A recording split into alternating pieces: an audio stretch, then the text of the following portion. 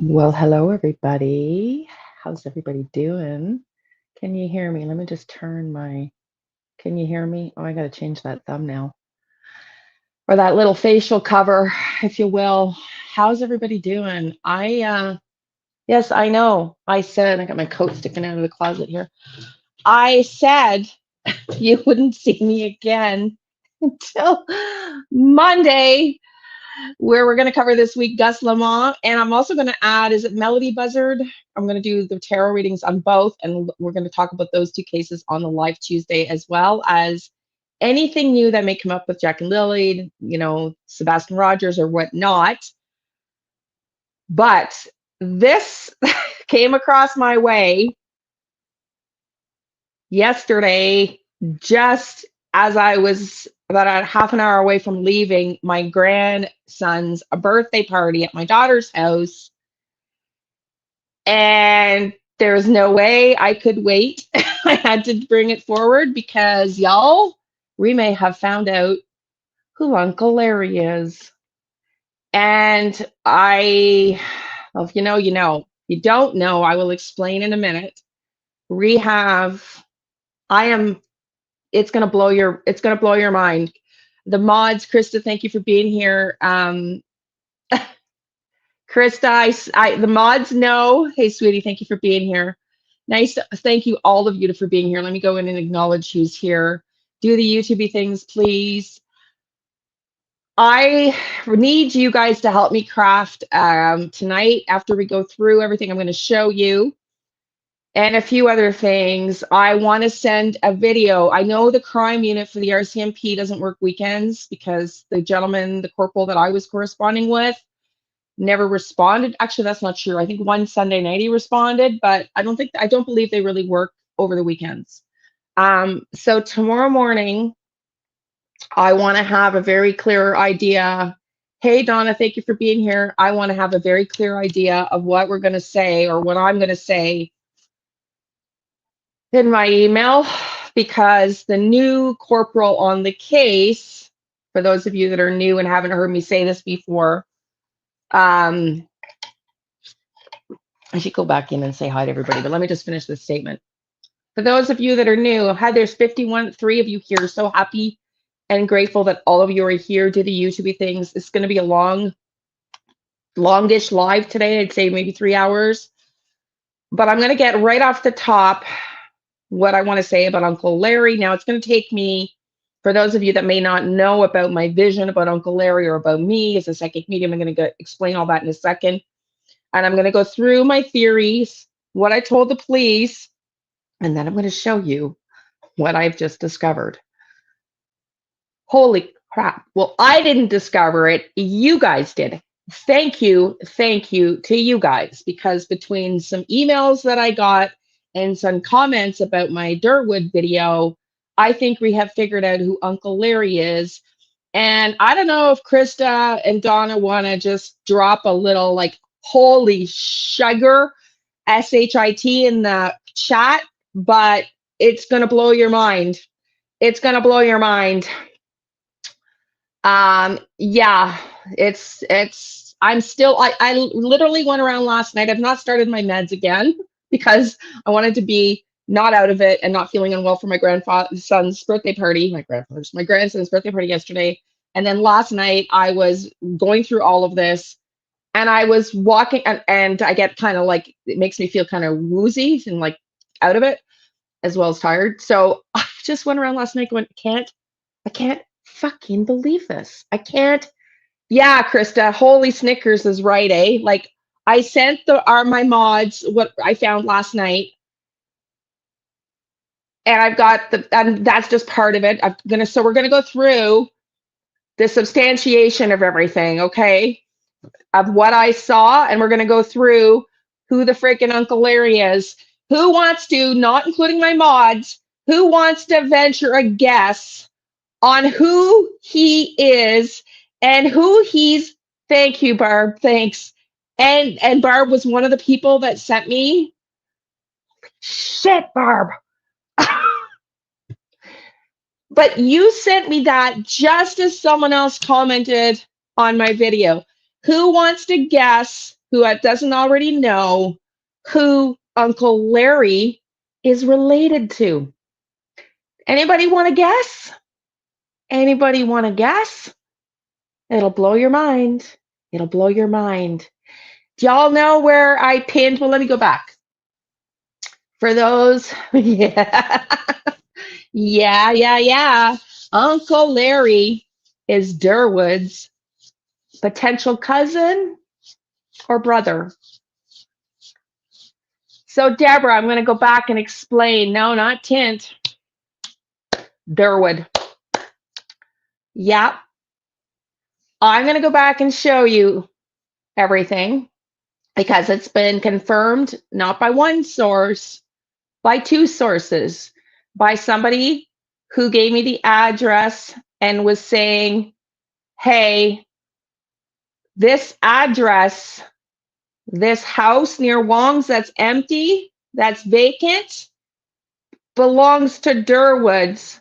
And his name is, wait, y'all, wait for it, Lawrence Larry Geddes. And you know where the house is?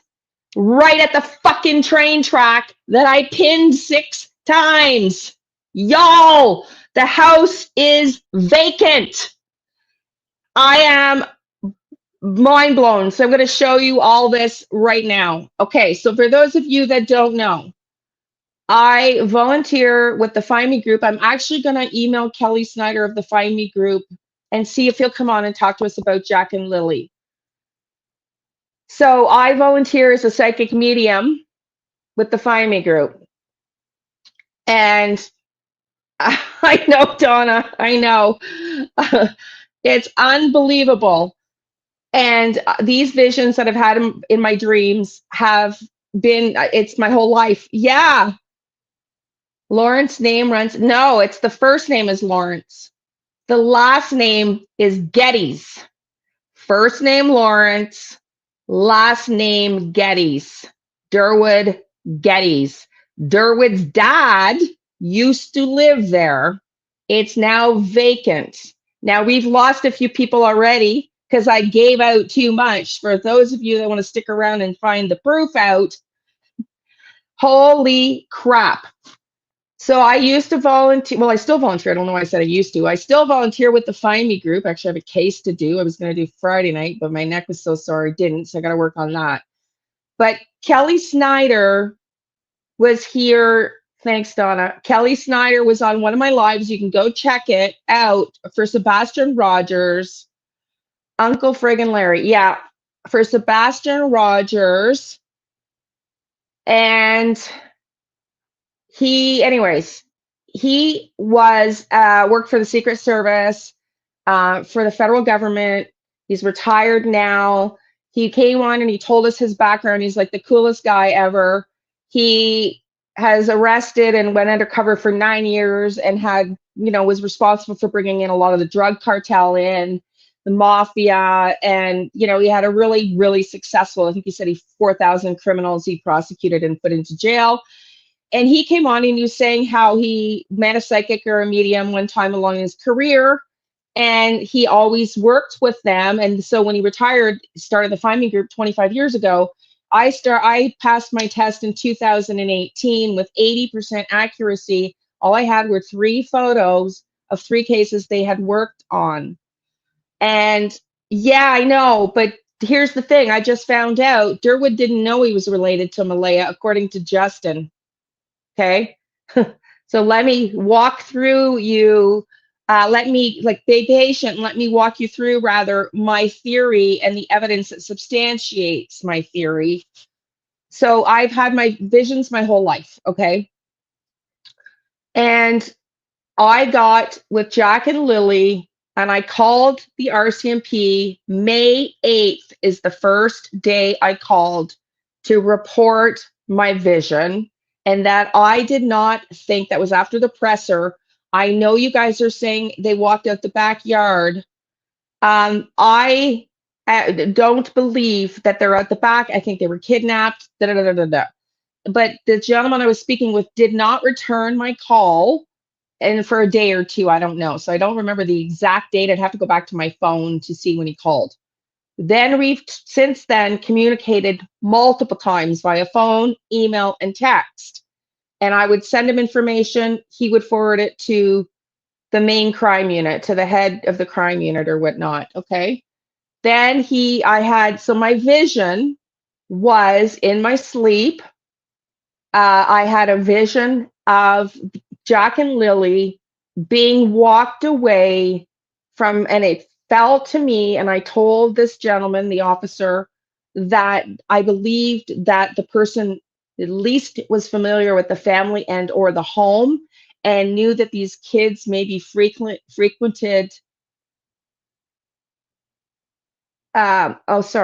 maybe frequented, they knew that the kids were maybe frequently unattended outside.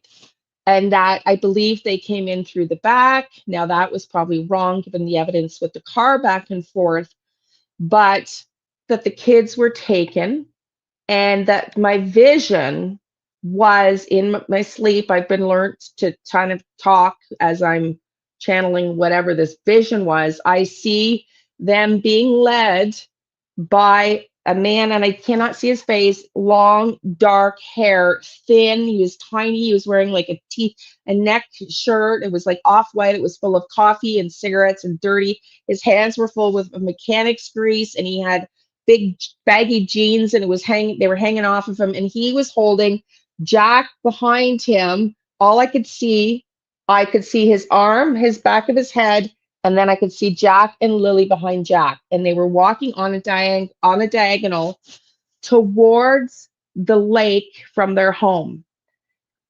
And then I said to the officer, and then I feel like they went left, like up, and I want to say towards the mountains.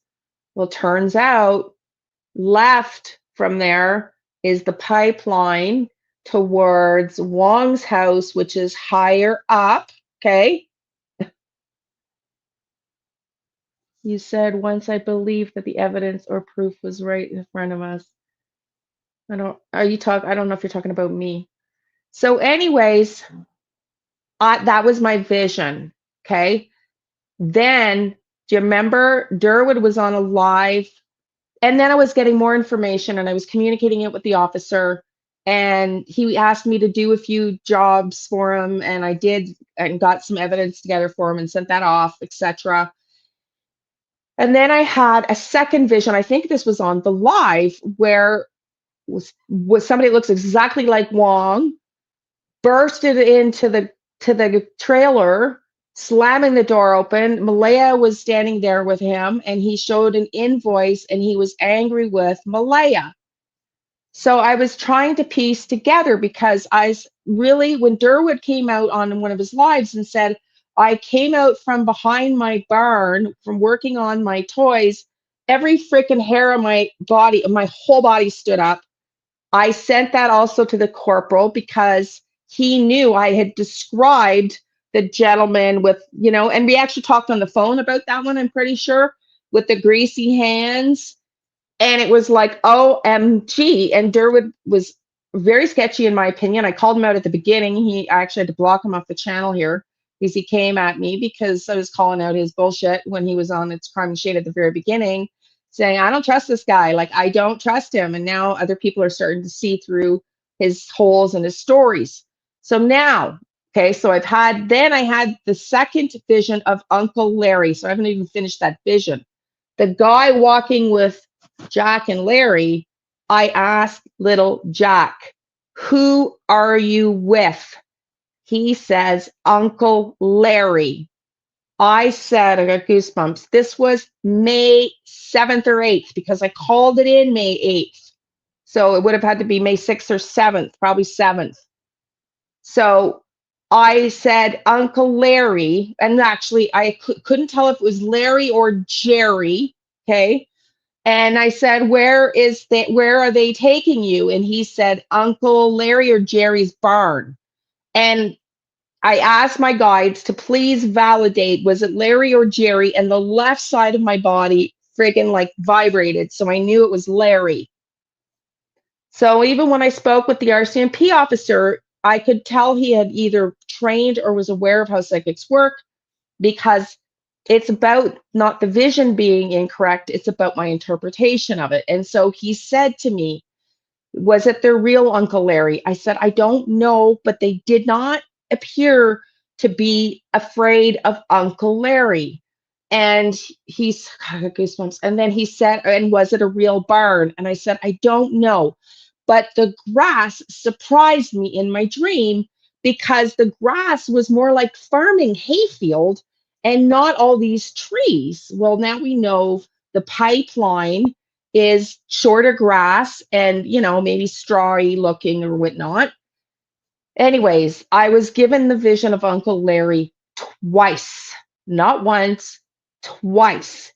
Thank you, Donna. Oh, sweetie. Thank you, honey. That's very kind of you.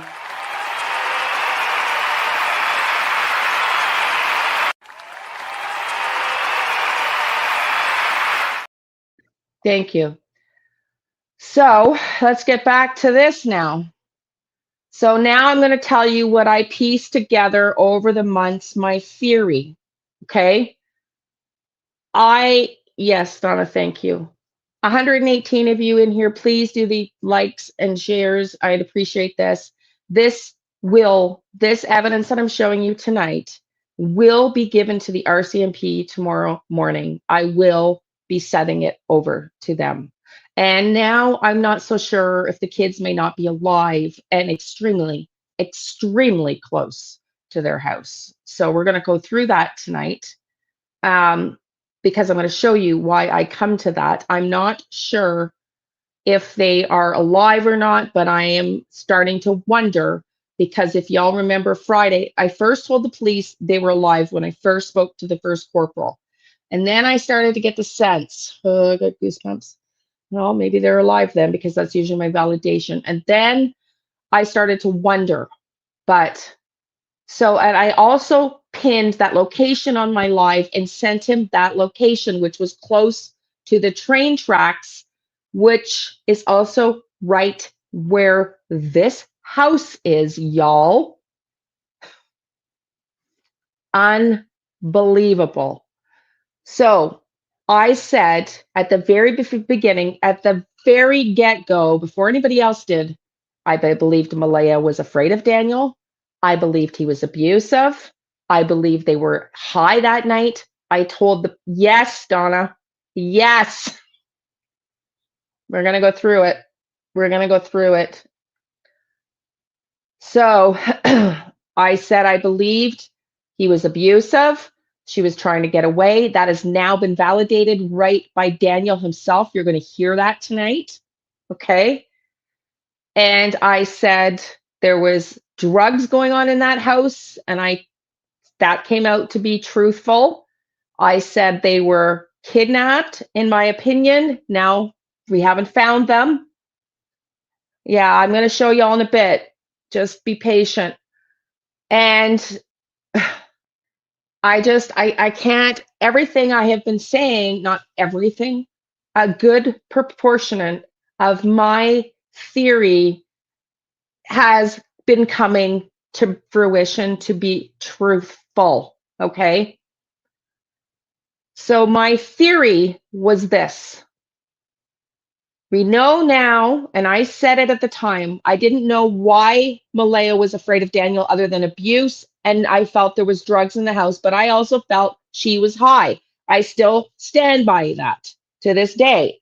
I also told the police that I believed they were taken Thursday night, not Friday morning, Thursday night, which I have said on this channel multiple times. Go back and check if you don't believe me. If anybody's in the chat and wants to validate everything I'm saying to you tonight, I have said more than once before on this channel, every single thing.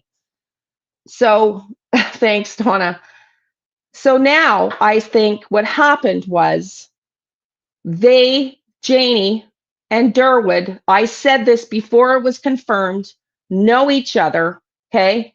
I believe there was, I said, some drug being made in the house, some rugs being made in the house, which has come out to be truthful. Okay. Do I think Derwood is in the rug business? Yes. Now, I got the download while I was on Friday that he may be being protected by somebody in the police force that knows that he's in the rug business. Okay. So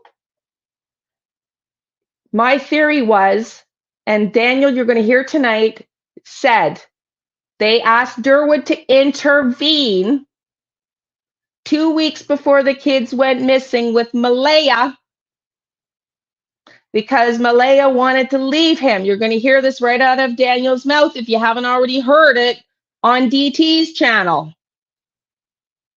So I was right, but here's what I think he's not saying.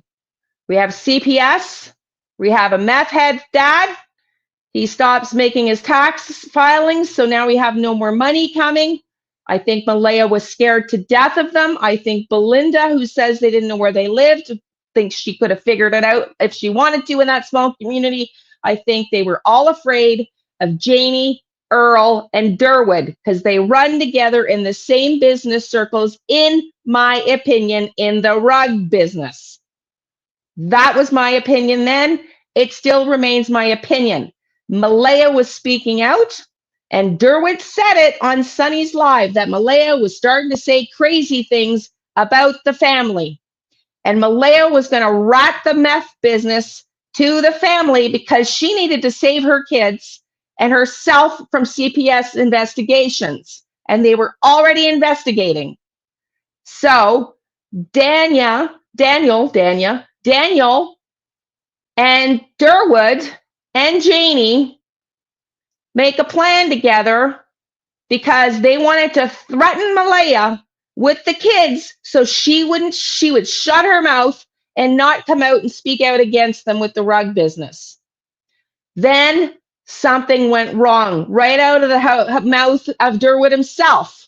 Something went wrong with the plan. Originally, it was supposed to be Uncle Larry. And then I believe Derwood got involved. And that's where Wong came in. The other thing that makes so much sense is how many times in a rural community do the police say it has to be local? People just don't drive in from out of nowhere and happen to pick up 2 missing kids. They had to have some direct knowledge or be involved with the family. And I heard Justin from Clutch Them Pearls this morning. Are there ads running right now? There's not supposed to be any ads on a live. Really?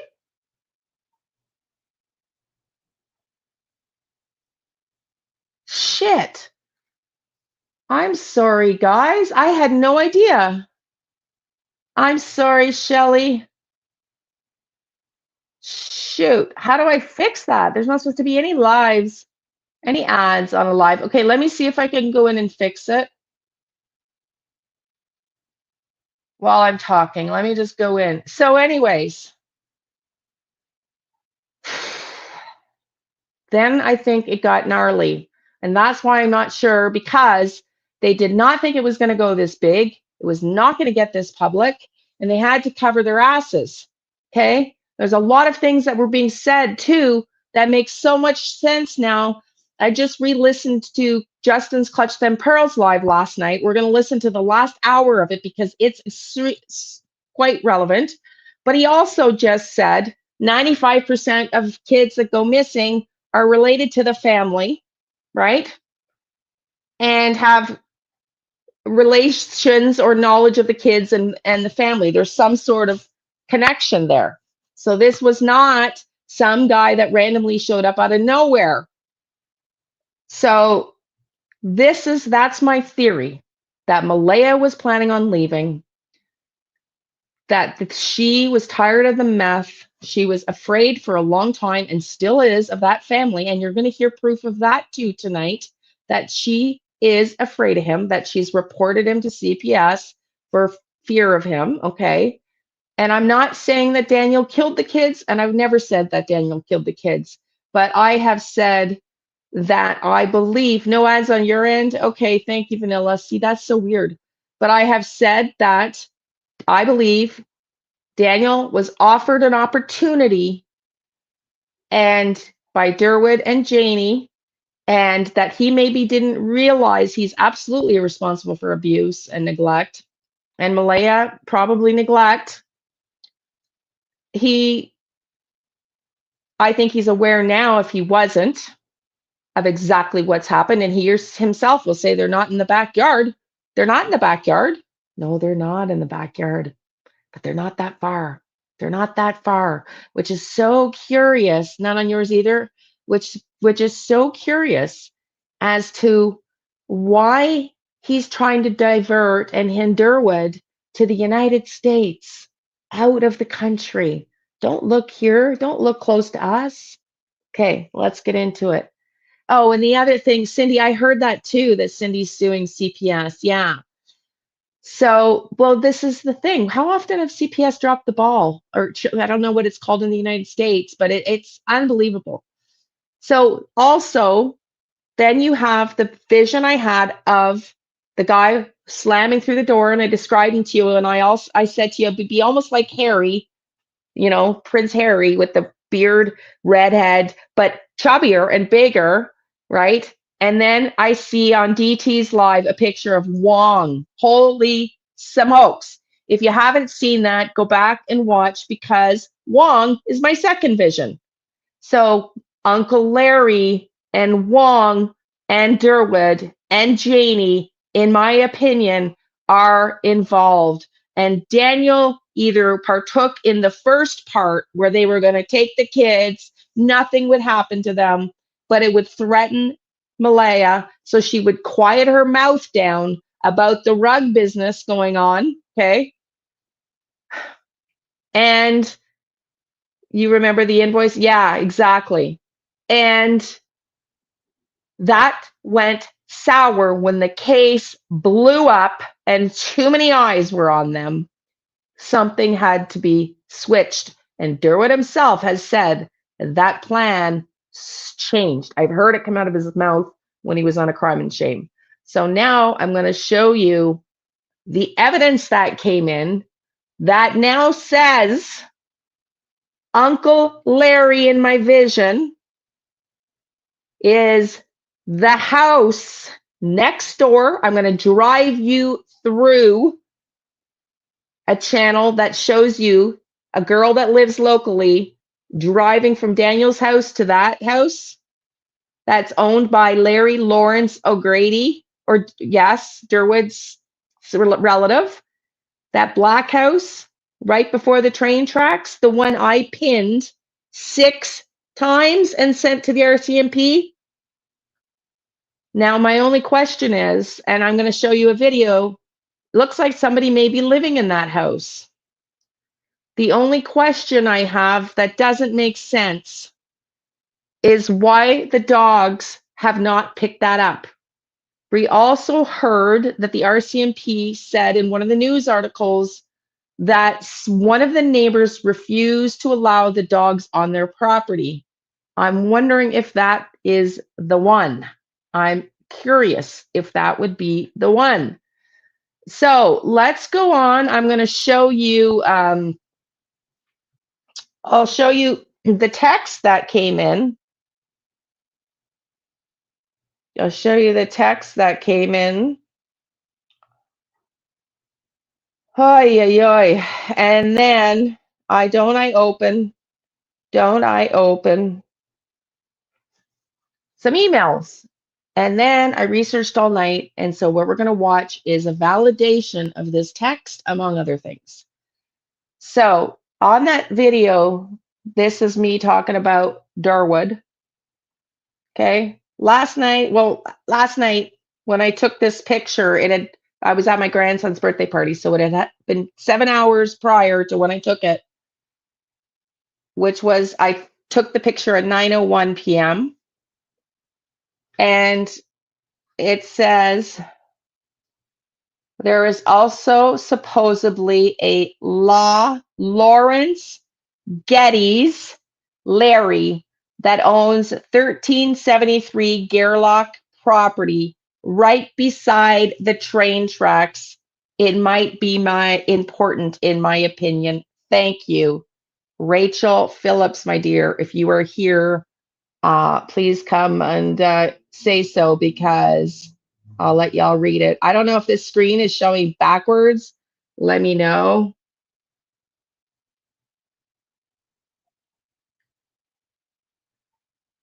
So,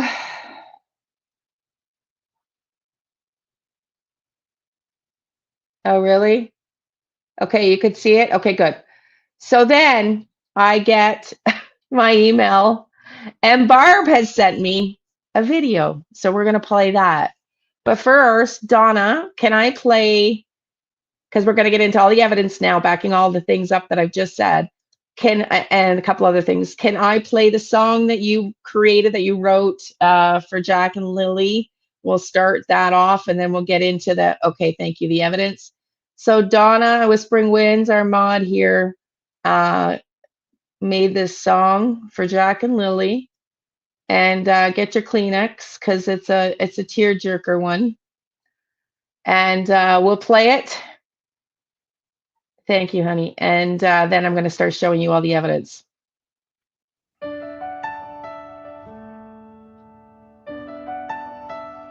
the back roads of Nova Scotia was a junkyard Janie and her family. She was smoking on some cigarettes, stressing over fences, sliding doors, and even raking in the driveway.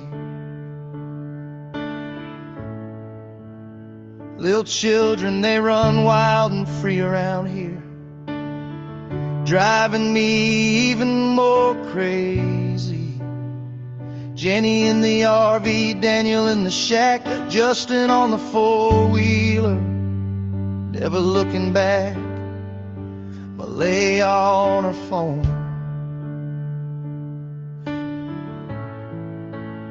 Tick-tocking all the while, Daniel's kid said he hurts the children. They can't go to school because they'll see all the sadness that they carry. Or they might tell them how they even got them bruises. 'Cause when all the truths are broken and the lies are told in glee, it's just another day in this junkyard family. The lies, oh so many lies, they just flow right off the lips, and they are losing their grips. The worn-out wooden swing said held together with so much duct tape. Where are the kids?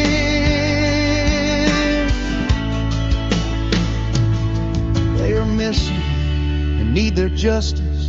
What happened to the innocence of Lily and Jack? Why so many lies, Daniel? You are spinning the truth to suit yourself, changing the stories with each YouTube channel interview. Where are the children? Nobody knows, but God knows. Yes, God knows.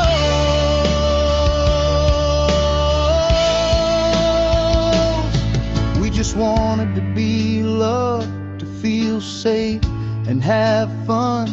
Now there are 2 empty chairs at the kitchen table. No more school days or bus rides. No more birthday parties or Christmas presents under that tree. There is no more laughter or sweet little smiles with a twinkle in your eyes looking back at me. We trusted in your love. You were supposed to protect us, Mom. Why did Daniel have to hurt us? Why was drugs more important than our safety? Why are you so angry? Why didn't you just walk away, Mom? Where are the children? What happened that night? Tell the truth, please. Just tell the truth. Do it for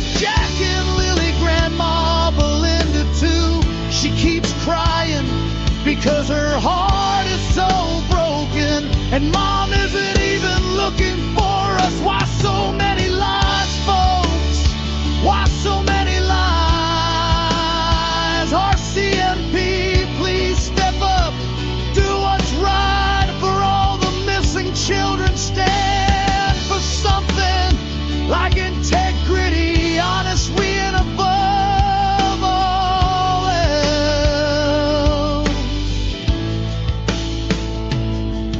The truth, it's your job, and it used to mean something. The world is watching what you do and don't do. Find all the missing children, please, because we're all lost out here. Please find us and bring us home. Just bring us home.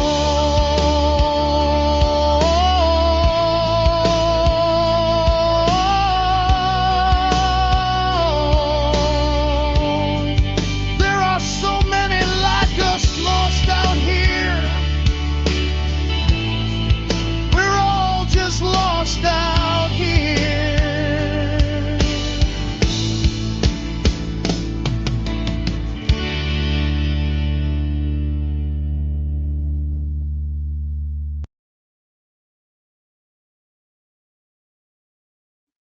Thank you, Donna. That makes me cry. I know. I want to cry. I know. So I just want to figure out the last piece because I need to know where they are now. And so I want you to tell me what you think. We're going to go into the videos and all the proof now because I am going to send a follow-up message to the RCMP tomorrow. Again, as I said, though, the officer that I've been communicating with has been removed from the case, and he copied me on the new officer. And so I just don't know how this guy has not responded to me after several emails. I don't know if he thinks I'm a crackpot because he doesn't believe in psychics. I don't know, because he hasn't been along the ride to for all the things that I validated that the other officer was on. So that's why I've been copying both of them in my correspondence, and I've made that very clear to the new officer on the case. So I just hope that they will consider this and go and check that house out, because let's watch now, because it's possibly being lived in. Anybody local here? Anybody local here that wants to let me know if you're local? I wouldn't suggest you go by yourself, but okay, so this is a fairly new channel. What's her name? Shoot. Shoot. Anyways, I'll see it in a second. It's something crime. And it's not very cool. I should have had the name up. Yeah, I know. I believed she messaged them. Thank you, Tammy, honey. What do you mean? What is that about, Donna? They could have been a non-believer or something. Well, exactly, thank you, Tammy. Thank you. I mean, I just hope that I'm going to piece this all together that I'm showing you tonight, and as compact a message as I can, and hope that they take it seriously. So listen to this, y'all. I'm going to stop sharing because I want to not be rude. I want to give this woman credit, proper credit. So it's True Crime Story Pod with Bree and Shar. Okay, so let me just go back to sharing. She's a new channel. This is gonna just blow you away, y'all. This is just like this whole situation.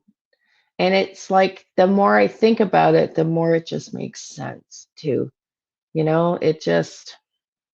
It just seems to make sense. Okay, so let's go. Let's watch. Now, did anybody have questions? Because I haven't really addressed y'all tonight. I am so sorry for that. It's just I had to get into what I wanted to say. Okay, let's watch this, and then I'm going to come and take a break and address you all. Listen up. It doesn't look if you were here last, it doesn't look like it's been there for very long, you know, and we figured out that their garbage pickup days are on Tuesday. So it's been since Tuesday. So who's in that house? What is going on in that house? Okay. So she is talking about, I'm going to pull up the Google map too in a second. After we look at this house, I'm going to pull up the Google map.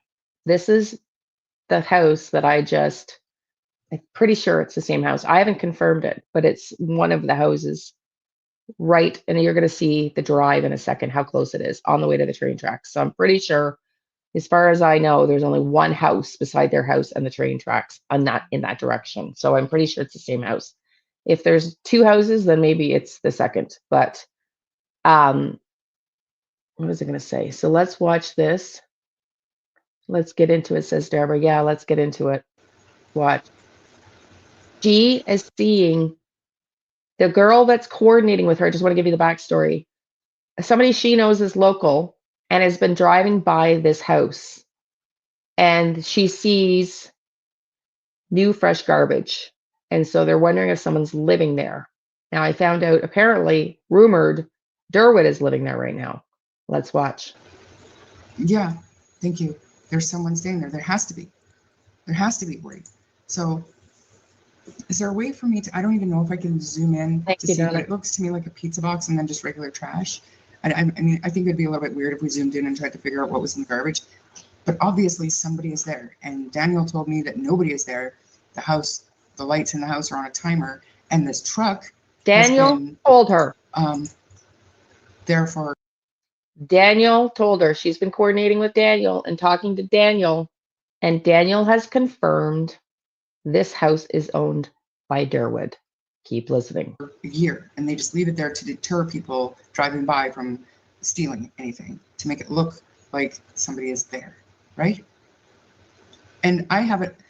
So there is a person who has like an immense amount of credibility in this case, who is close to this case, and I'm not going to say the name, but she drove by the other day, going to the vigil, swears that there were cars parked out behind this house.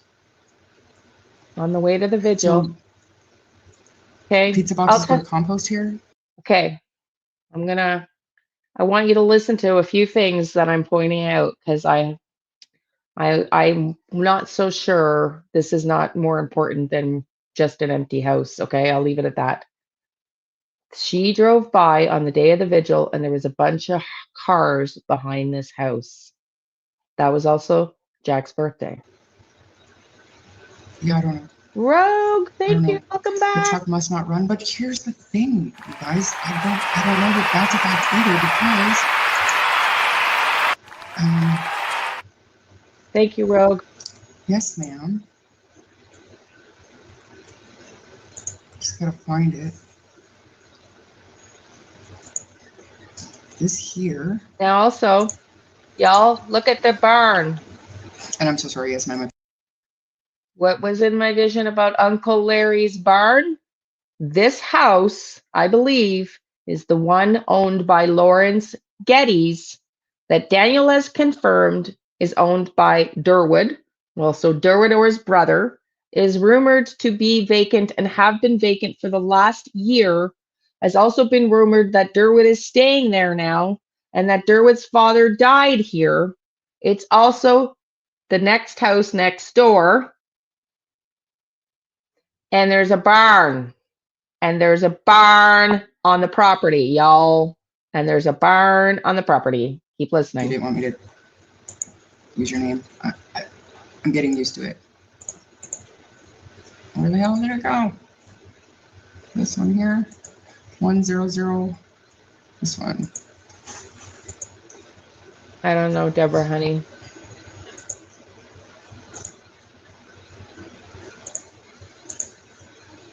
Apparently, this is from Tint's video. This is drone footage of 1407 Gerlach. Looks like I mean, it could be the same truck, but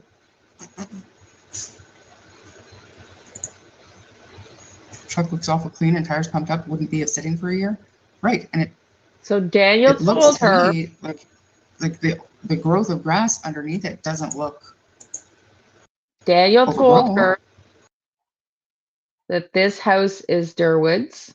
It's been vacant for a year, and just stick with me. In a few minutes, we're going to see how it takes 30 seconds to get from Daniel's house to this house. And it has been vacant for a year, and that the lights only go on at night by a timer. But somebody's driving by, seeing a pizza box and food being put in the garbage. And the point is true. Why would they be living there for just a year? It's clearly recent. It's fall. There's leaves on the ground. Well, the grass has been mowed, so somebody's maintaining it if they're not living there at least. But then you've got pizza boxes in the garbage. I don't know. Maybe I'm wrong. Is that the same He's truck? not homeless. I don't believe that. I mean, there's no way to know for sure, but how interesting is that? How interesting is that? And went down this whole rabbit hole today about that garbage, just thinking, yep, when is their garbage day? And that just, it brought the thought to mind that is it possible that something somewhere relatively close, within 20 minutes. Well, it could be. It could be, but unless Tint is also Larry O'Grady. Could have been taking garbage to places where the garbage would be I don't know. I think Larry O'Grady is who we're talking about right now. Unless Tint is his nickname. If that makes sense. And the closest place that we could find was Trenton, which is about. Doesn't look like he's white Caucasian in Durwood. This picture right here, April, I just dropped the drink in Daniel's driveway on the first day. Hold on, guys. Let me clean this up. And that truck, this is the nearest neighbor.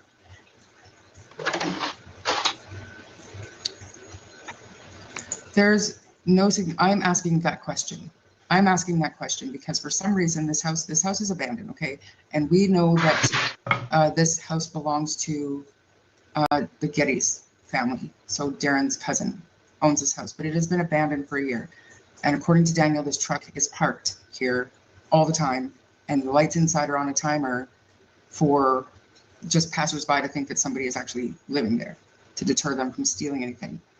But then we had, you know, somebody was good enough to go out there today and just see if there were other cars, because of what I had heard about the other night, that there were more cars parked behind the house the night of the vigil.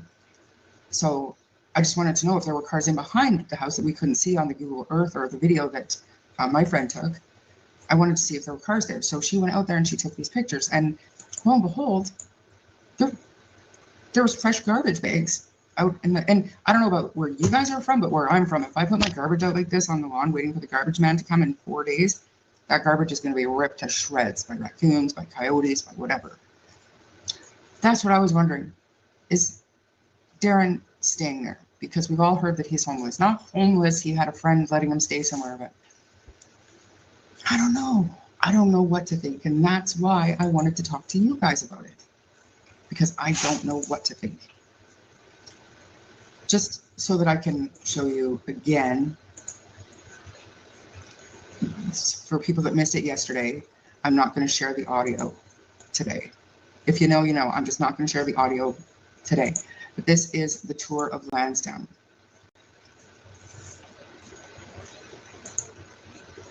Darren is not staying there. He bought a mobile home. I mean, that and the price of rice in China means nothing to me. I want to know who's staying in that house, Ken, because somebody is staying in the house. And I mean, maybe it's not related, but maybe it is.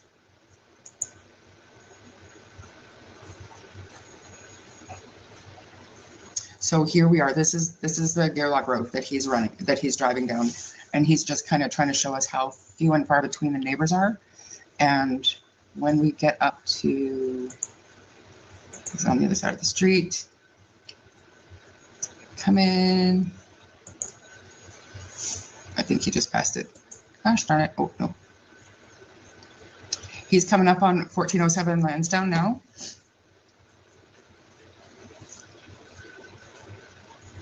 And just to show you where in proximity that black house is to Daniel's house. So there's Daniel's right there.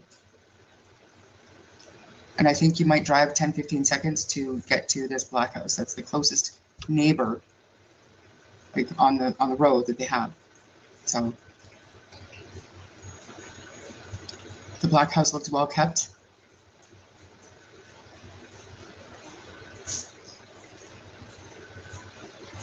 And there it is.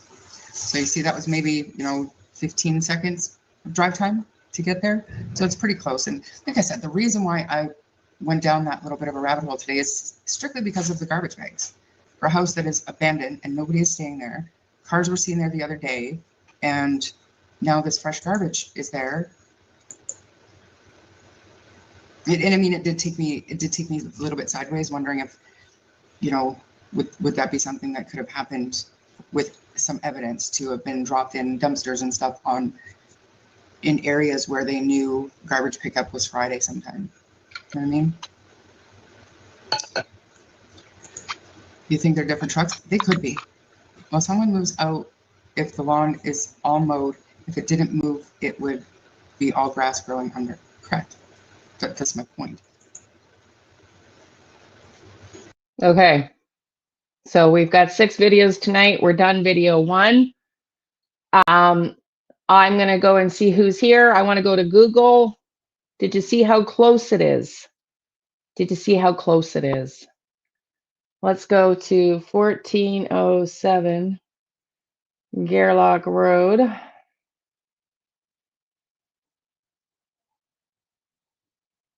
And then I'm going to come and say hello to everybody, because I haven't done that yet. Haven't done that yet tonight. 182 of you in here. Please do all the YouTube things. Help a girl out. I have a location up in the Kobiku Mountains, old land deeds up there. I have a familiar family last name. Okay.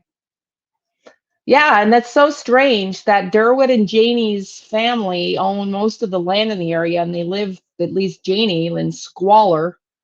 I think so too. I don't think it's the same truck, but it doesn't mean that someone's not staying there. And I saw in someone else's live, someone saying apparently Durwood is. I don't really know, but it looks like someone is staying there. And welcome in. Thank you, YouTuber. Thank you, sweetie. Thank you, thank you, thank you.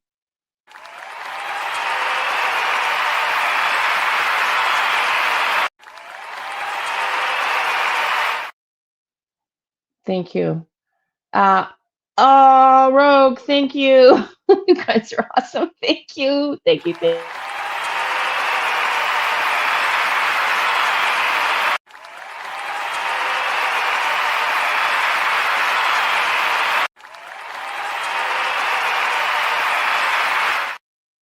There we go. Okay. Let me go back and say hi to everybody. Yes, everybody, YouTube automatically decides who gets the memberships. Thank you, everybody, for being so supportive. Thank you for everybody for being here and following me along in this crazy journey. And thank you for not forgetting about Jack and Lily, because that's who this is really about. We got to bring these guys home, these kids.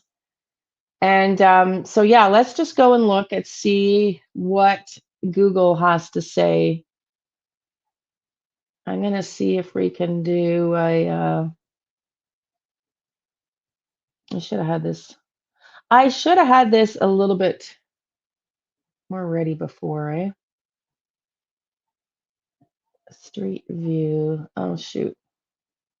Shoot. Did I just lose it? I did just lose it. Let me get.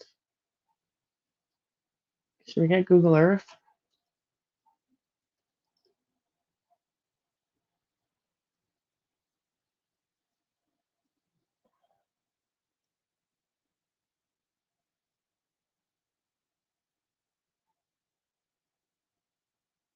Why is it giving me a hard time?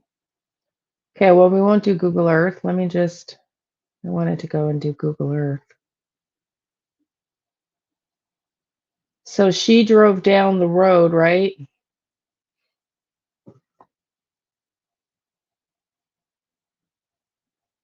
Can you see the little box in the corner? So this is Daniel's and Malaya's house. The blanket was found somewhere around here on Lansdowne. Can you see my cursor in the little box? No, you can't because I got rogue highlighted. Welcome to all the new members. Hey, Lloyd Lama, catching up. Welcome in, Lloyd. Can you see? No, you can't because I got the banner on still too. Okay. Sorry, I can't get Google Earth and I don't want to fart around for too long because it's not like a huge point I'm trying to make here. It's just you've seen how close this house is, but she's driving this way towards Lansdowne Station, right? Let me just see if I can make that box bigger. No.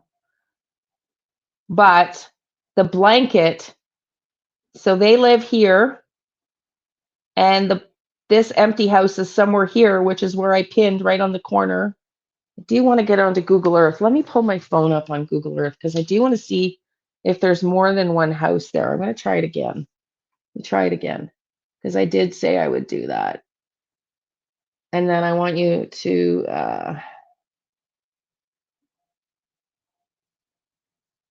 no.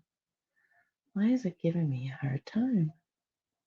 It's bringing some chart up. It's so bizarre. Google Earth.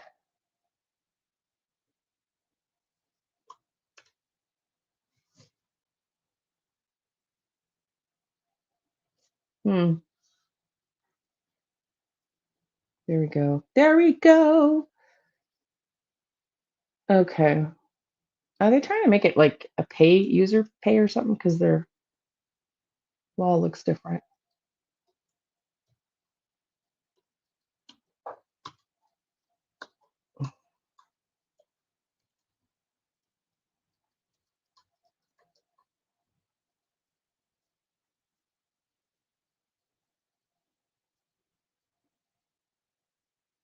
I'm just pulling it up, y'all.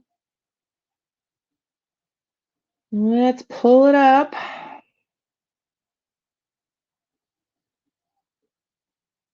Bizarre, it's not taking me right in. Okay, can y'all see? Can all see now? You should be able to see.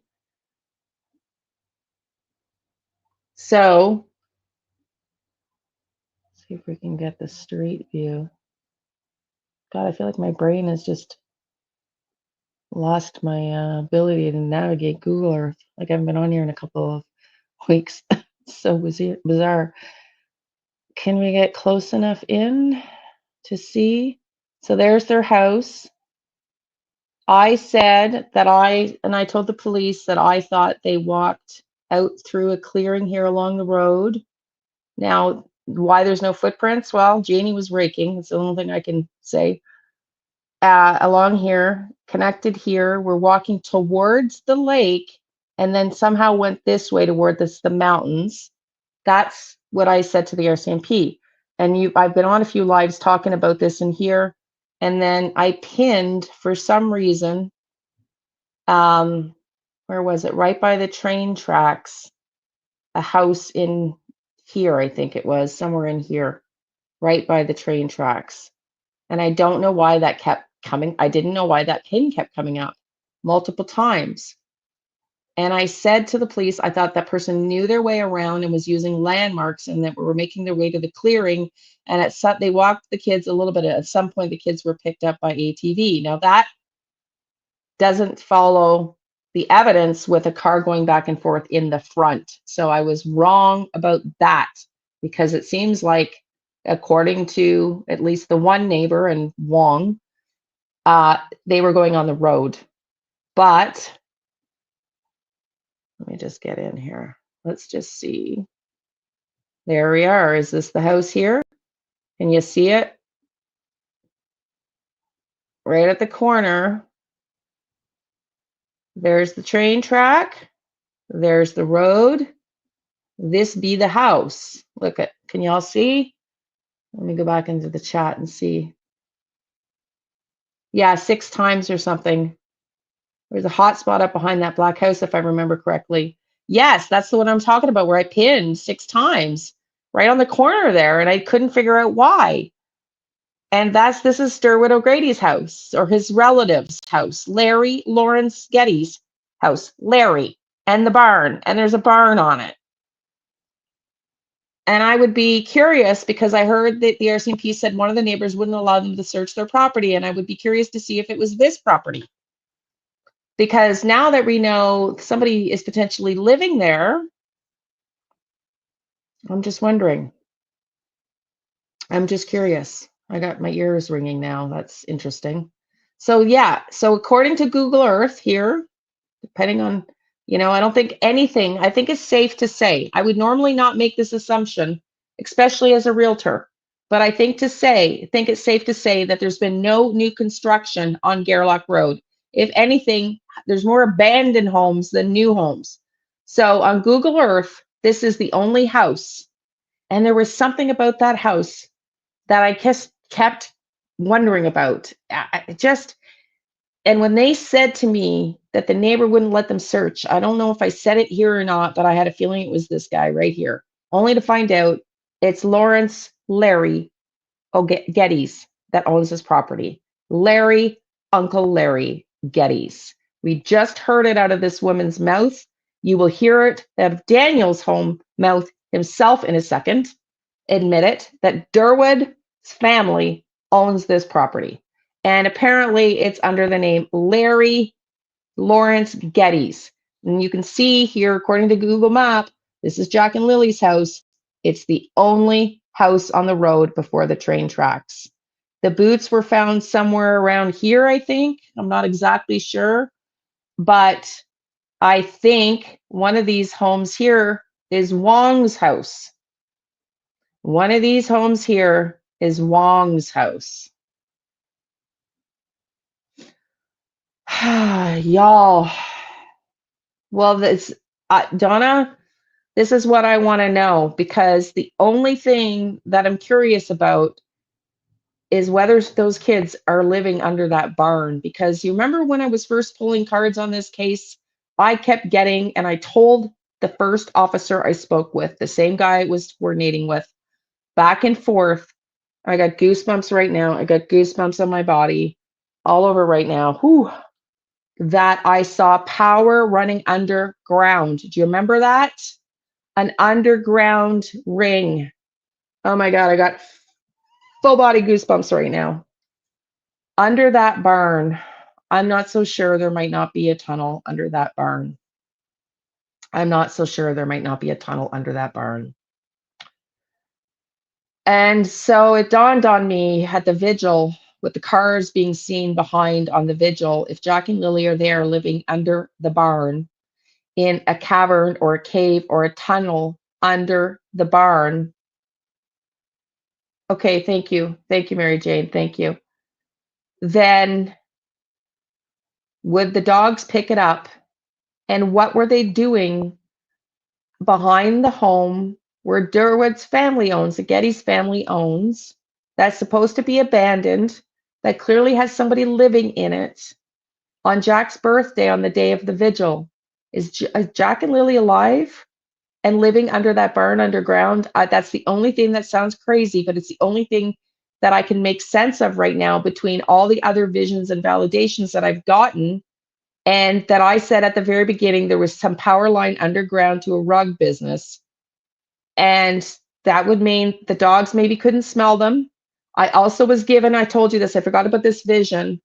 I know, Donna, that and I told the RCMP this twice. I was given the vision. Oh, and I got goosebumps right now. That's usually my validation. That one of the mine shafts that was believed to be closed had, and I've said this before on this channel, had an underground access tunnel that they could ATV through. And so I was wondering if it was there around this farm right here. I got full on goosebumps. And that would be the only explanation. If they're there, did they go and visit Jack on his birthday? Are those kids there? Because listen to this, we're going to keep listening on this live. And we're going to listen to Mike DeMann. We're going to listen to Justin Clutch Them Pearls. We're going to listen to Daphne. And there was one other. And why are they saying they are long gone from the area? They are long gone. Durwood and Daniel rather. Durwood and Darren is the same one. right? Are they long gone? Because you lied about a lot of other shit. So I'm just blown away. I'm just blown away. So let me know. I'm gonna go and say hi to a few of you, and then we're gonna get back into it. And I'm gonna go see Daphne's video now. And Clutch Them Pearls. And what do y'all think about this? What do you think about this? Do you think, knowing that somebody in the area locally has witnessed garbage recently being thrown out on the property with pizza boxes in it and a truck camped out front and multiple cars behind a house that Daniel says Derwood O'Grady's family owns, has been vacant for a year, but the same person who just showed the video clip you saw of the proximity of this house to Jack and Lily's, with a bunch of cars behind it at the vigil on the weekend on Jack's birthday. What do you think? Do you think this house is vacant and we can believe Daniel Martel? Or do you think that there might be somebody living there in that house? I don't know, because I'm going to say hi to a few people here. I don't know if I'm going to go all the way back up. I'll try. But so somebody asked about the house. Shelley, welcome in.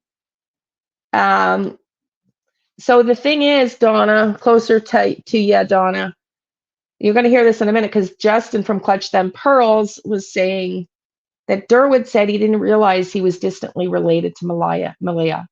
Could you imagine?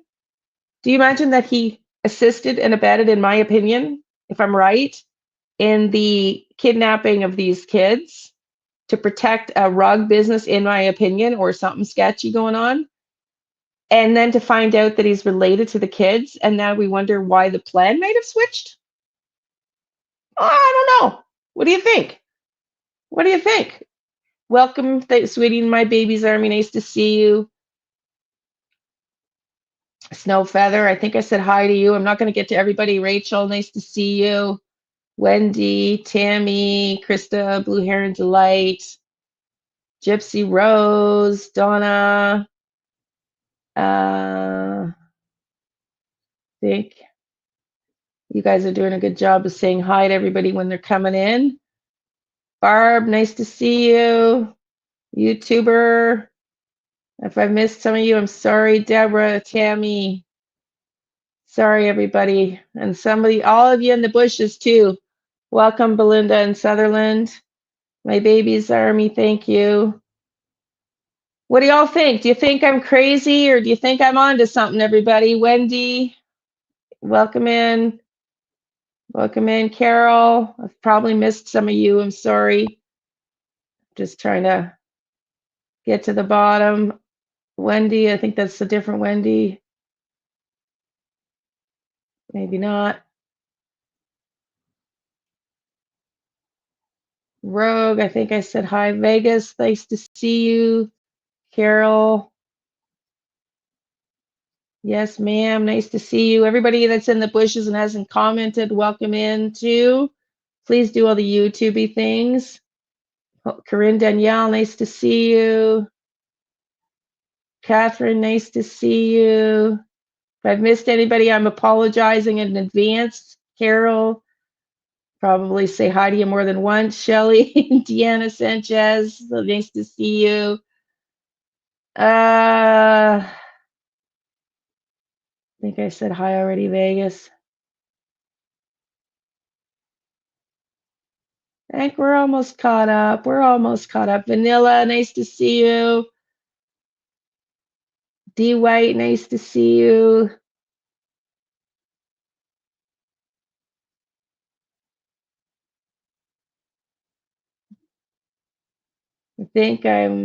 No, I'm not quite. Sharon, nice to see you. What do y'all think, everybody? I'm coming to hopefully the bottom of the chat. So I can, yes, ma'am. Nice to see you. Marie Curie, nice to see you. Mary Jane, nice to see you. Rogue, thank you for becoming a member, and nice to see you back here.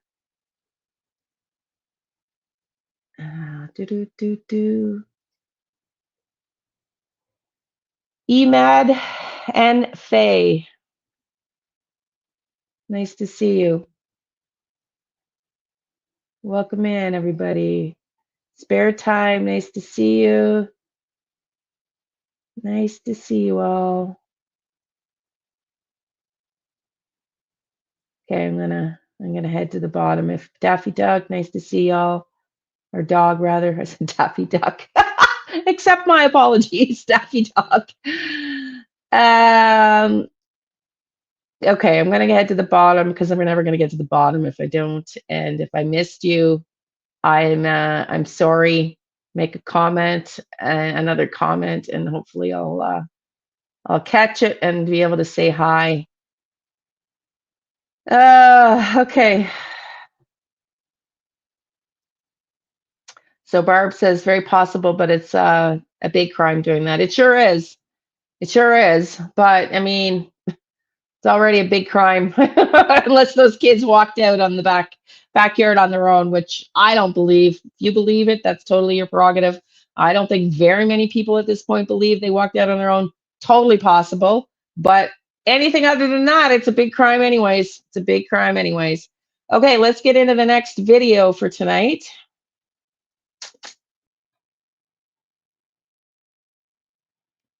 Let's listen to Durwood himself give us some of this evidence. Let's listen.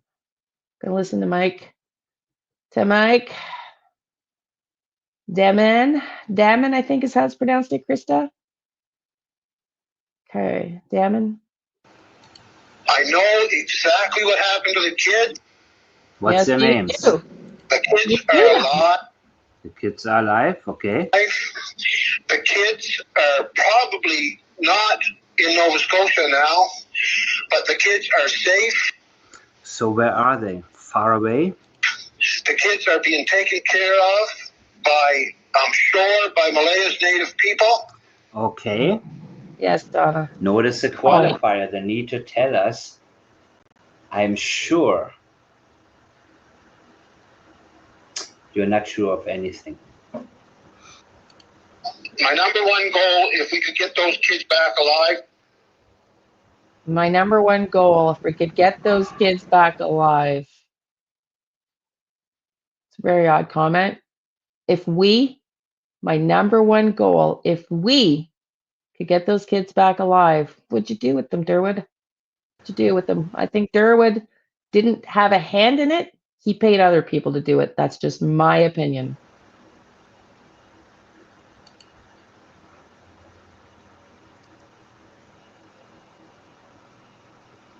Those kids,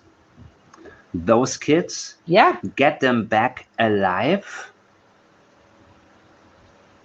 I thought they are well taken care of and very safe. I'm confused. Why would we feel a need to state that you want them back alive? Are they in either A, danger of being unalived, or is this leakage, which I know it is, actual knowledge that Jack and Lily no longer are alive? That would have been it. That would have been it. If what I found out today through CPS. Through twice he says through. Okay, let's talk about that. Are you sure? It was. Let's talk about that. Sorry. Do you think Reno Cindy, Malaya's mom, is suing CPS? Do you think CPS is talking to Derwin O'Grady about Malaya and Daniel's two children? We have privacy laws in Canada, and they take them incredibly seriously. There's not a chance in heck CPS told Durwood anything, in my opinion. Sorry. CPS that informed you of something? Or was it somebody else whom you had a talk with? And the information I found out from this and then from this person, who's the person? Daniel? Person. And believe me, believe me. he feels a need to ask you to believe him. Whatever he waffles around doesn't stand on its own. He doesn't volunteer the important information that would be expected.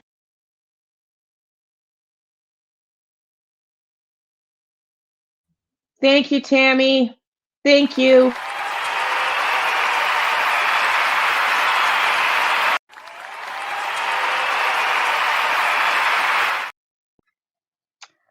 I'm going to do members first videos, and then when we get our membership back up, we'll start doing members lives as well. But we'll talk about that another day. To follow the type of claim he didn't actually make directly. It's ironclad. Overdoing it, trying too hard to convince. It's 1,000%. And that's what he also said in Sunny's chat at one point. 1,000%. Nope. Nope, nope, nope, nope, nope. Not 1,000%. Overdoing it, overdoing it, overdoing it, overdoing it. The kids are alive, and somebody has them that's taking care of them. Right, but you need them back alive, right? You didn't say, I want them back. We got to get them back.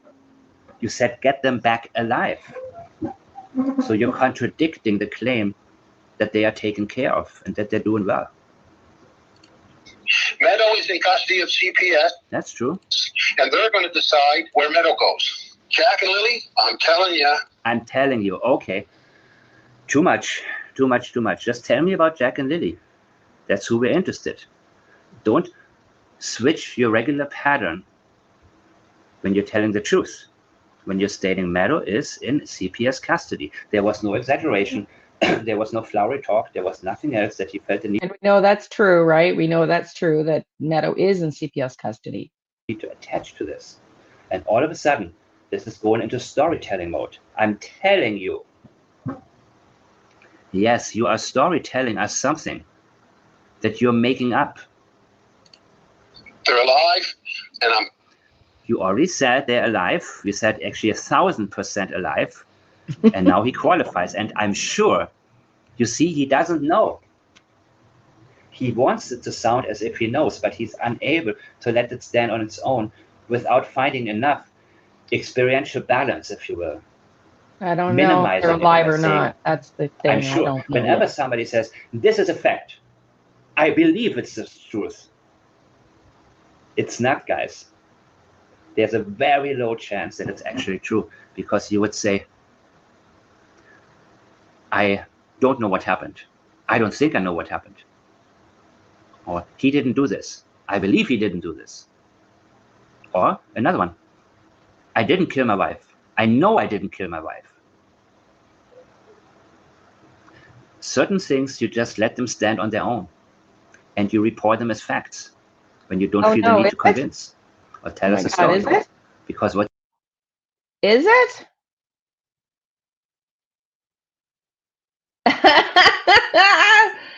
Yeah, welcome in, honey. Oh, we're gonna do Kylie Ray. I'm gonna do Gus Lamont for you tomorrow. Oh, and by the way, everybody, I'm not gonna do just Gus Lamont. If I said it, I'm gonna do tarot readings and Gus Lamont, and is it Melody Buzzard, whose mom drove her across to Arkansas and she didn't bring her back home and disappeared, 9-year-old. So I'm gonna do tarot readings on those, and the next live will be Tuesday at 4, unless something breaking happens like what happened to me last night. So just better to just click on the notification bells in case I pull one on you like tonight. But we're gonna cover those 2 cases, and we'll talk about all 3 on Tuesday's live, and then next Friday's live as well. And then we'll rotate a new case in. We'll bring in, you're welcome, sweetie. You're welcome, sweetie. And then I'm going to do a mini series for both of them. So I'm going to do several readings for both of them. Those readings will drop tomorrow, Monday, Wednesday, Thursday, and Saturday. Tuesday's live and Friday's live. And we will discuss Jack and Lily, anything new if it comes up in Emmanuel Harrow, and those 2 cases as on those lives next week. Okay. So all of these 3 cases next week. So let's keep listening. So keep listening to what Durwood says. He says a couple of interesting things here. You just told us about Meadow. That's true. Look at the pattern when he tells us something that's truthful. The kids are alive, and somebody has them Okay, taking Donna, care of them. Meadow is in custody of CPS. Yep, and that's the truth. Yes. Look how short, to the point, he kept it right there, guys. And also, if anybody's just coming in, I would highly suggest you go to the beginning of my live here, because that, to me, we're just backing up the information here. But you might want to go to the beginning. It's Getty's lives up in. If Getty lives in the area, he would be better off aligning with the Martells and the Mackenzies. He is aligning with the Martells and the Mackenzies. He is, Mary Jane. He's blaming Malaya. He's totally lined up with the Martells. Oh, no way. Mary Jane. Oh my God. Or no, who's the one that said who stayed up? Oh, Kylie, sorry. No way, sweetie. No way. Okay, let's listen in. I gotta just go blow my nose here. And they're going to decide where Meadow goes. Yep. Jack and Lily, I'm telling you. Again, you see the contrast here? You see the pattern change? They're alive, and I'm sure they're being protected by the Native community. Probably not the Native community in Shubenacadie. And they may not even be in Canada. Yeah, all of a sudden, they are able to leave the country. The whole world is paying attention to these two kids, knows what they look like, and they're moved out of the country. With no documentation, with no record, nothing. Oh, no. Somebody took them across the border? No. Passport? Oh, no. Can you take I'm children sorry. out of the country if you have a different... I'm sorry, honey. I'm sorry. Well, Donna heard her back. Oh, and Donna and Krista's still here. I want to do a mods party. I don't think Kitty's here tonight, so I'll email you about that before your wedding, Donna. Well, maybe if we can all get on Zoom and have like a mods party with some drinks. But anyway, so I'm sorry, Kylie. I hope you can recover soon. Kitty hurt her neck. Donna hurt her back. I hurt my neck. My neck's a lot better though. A lot better. Okay. Name them?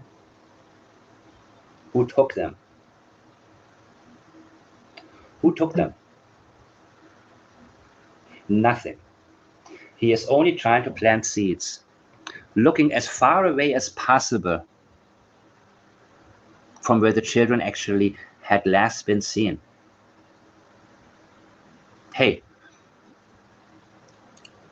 look nowhere near their home. Now think of what Mike just said and think about the barn and what we just found out. He is saying that Durwood is trying to divert attention, look nowhere near their home. And now we see potentially, I've heard someone say it's Durwood living in his dad's old house, which is right beside Jack and Lily. If you're just coming in now, oh no. Oh, I'm so sorry. I think that's what I had too, Blue Heron. I've got to go back on my drugs tonight because there's a little bit of it still bugging me. Are you? Yeah. So, yeah. Don't almost look done. anywhere near the home, people. But he's trying to divert away. Where should we look? Well, look far. Don't far. even... First he tries to tell us they're not in Nova Scotia. Interesting, right? Look further away. Look even further away from Daniel's house. Then he expands on it and says, look at somewhere outside of Canada.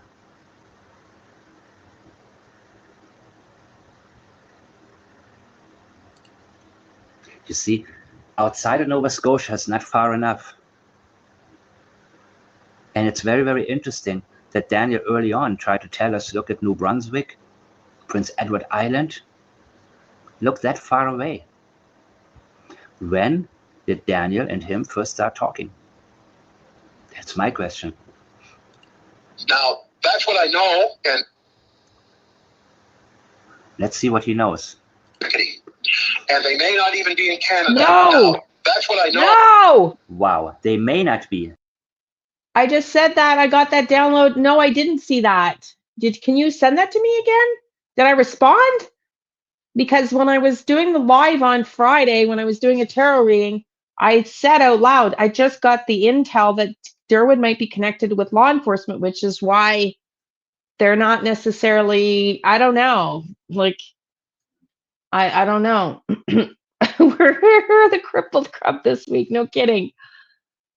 Well, that is worked as a techno contractor for cops that picked on phone rings. Seriously? Wow. Well, you know, this is good news because if y'all been following me from the beginning, when I started this, I was dealing with a lot of trauma. Wasn't certain when I started this channel with Sebastian Rogers for the first year we did Sebastian Rogers, how accurate I was. Although I did want to talk about little Michael Vaughn, Michael Monkey Vaughn. I'll do that another day because I did forecast the guy that got, I did a reading and it's on private now. I was right about the person that was just arrested for Michael Vaughn. And I did say there were 3 people involved. But anyway, I was told heat by my doctor. Heat, not ice, by the way. But and suddenly he feels a need to do the opposite than he did before, where you say, I know this, then you feel the need to qualify, I'm sure. Same thing like when somebody says something as a fact and says, I think, I know that's what happened, or I believe. I need to qualify. I need to actually help you take it down a notch because it's hard to lie too directly. Here he's doing the opposite. He feels that he's gone too soft on that particular statement. And they may not even be in Canada. They may not be. Now, that's what I know, and there's a big difference between... Aha, suddenly you want to make it stronger and say you know, and then you want to teach us something about there's a big difference between what I know and what I think. So I just... He's trying to confuse you now. What? Like, that makes no sense. There's a big difference between what I know and what I think. What? If you know something, would you not think it? You can't know it if you don't believe it to be true, which means you wouldn't think it. Like, there's a big difference between intentionally throwing monkey wrenches. I know. Don't let me forget to go back to the ironclad about the barn, okay? Because clad is also a term in Canada for the exterior cladding of outside buildings, right? So don't let me forget to go look back at that picture after this. This has got another minute and 30 seconds. Between what he knows and what he thinks. I thought you know. If you know something, if you are very sure, you will keep it to the point. You will say, I think this is what happened. I'm sure it's never leaving me with much confidence. No, really, it's not really leaving me with that much confidence either.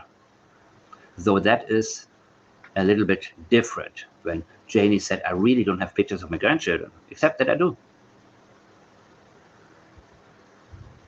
Let's listen one last time. Okay, no worries. And they may not even be in Canada. Now, that's what I know, and there's a big difference between what I know and what I think. So I just told you what I know. Yeah, you feel the need to tell us there's a difference between what you think and you know. While qualifying it. No. While avoiding to tell us how you know. Take my word for it. I know. I know exactly what happened to the kids. The kids are alive. There's a big difference between what I think and what I know. I'll be back with more, guys. That just, to me, it's just a cluster F, you know what, of statements. Okay, let's get into the next video. But this does not look to me, there's only Daphne's short video here. Or no, we got Michelle in the dark. And then Daphne's short video and Clutch, sorry. So it's just a little bit, not too long. I won't be talking too much.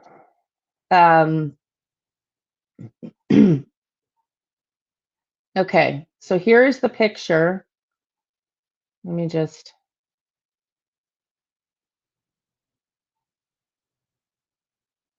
Okay. Here is the picture. Oh, that's my grandson. There's the barn. It's wood. It's not iron. It's wood. It's wood. It's like old painted black. But I mean, it's so weird that they like I don't know many people that paint their barns black.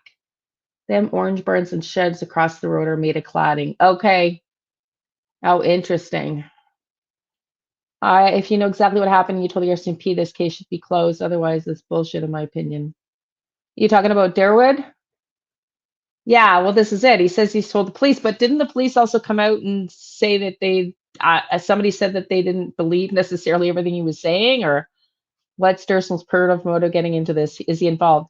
Yes, Mary Jane. I said that at the beginning. If you want to go back, at the beginning of the live, I told everybody my theory.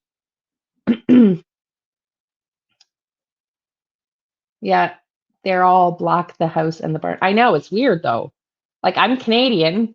I don't know if it's an out east thing, but I've never seen black barns before. It's so-called abandoned property across the road. Is that Derwood's place or behind Daniel's where your pendant picked up?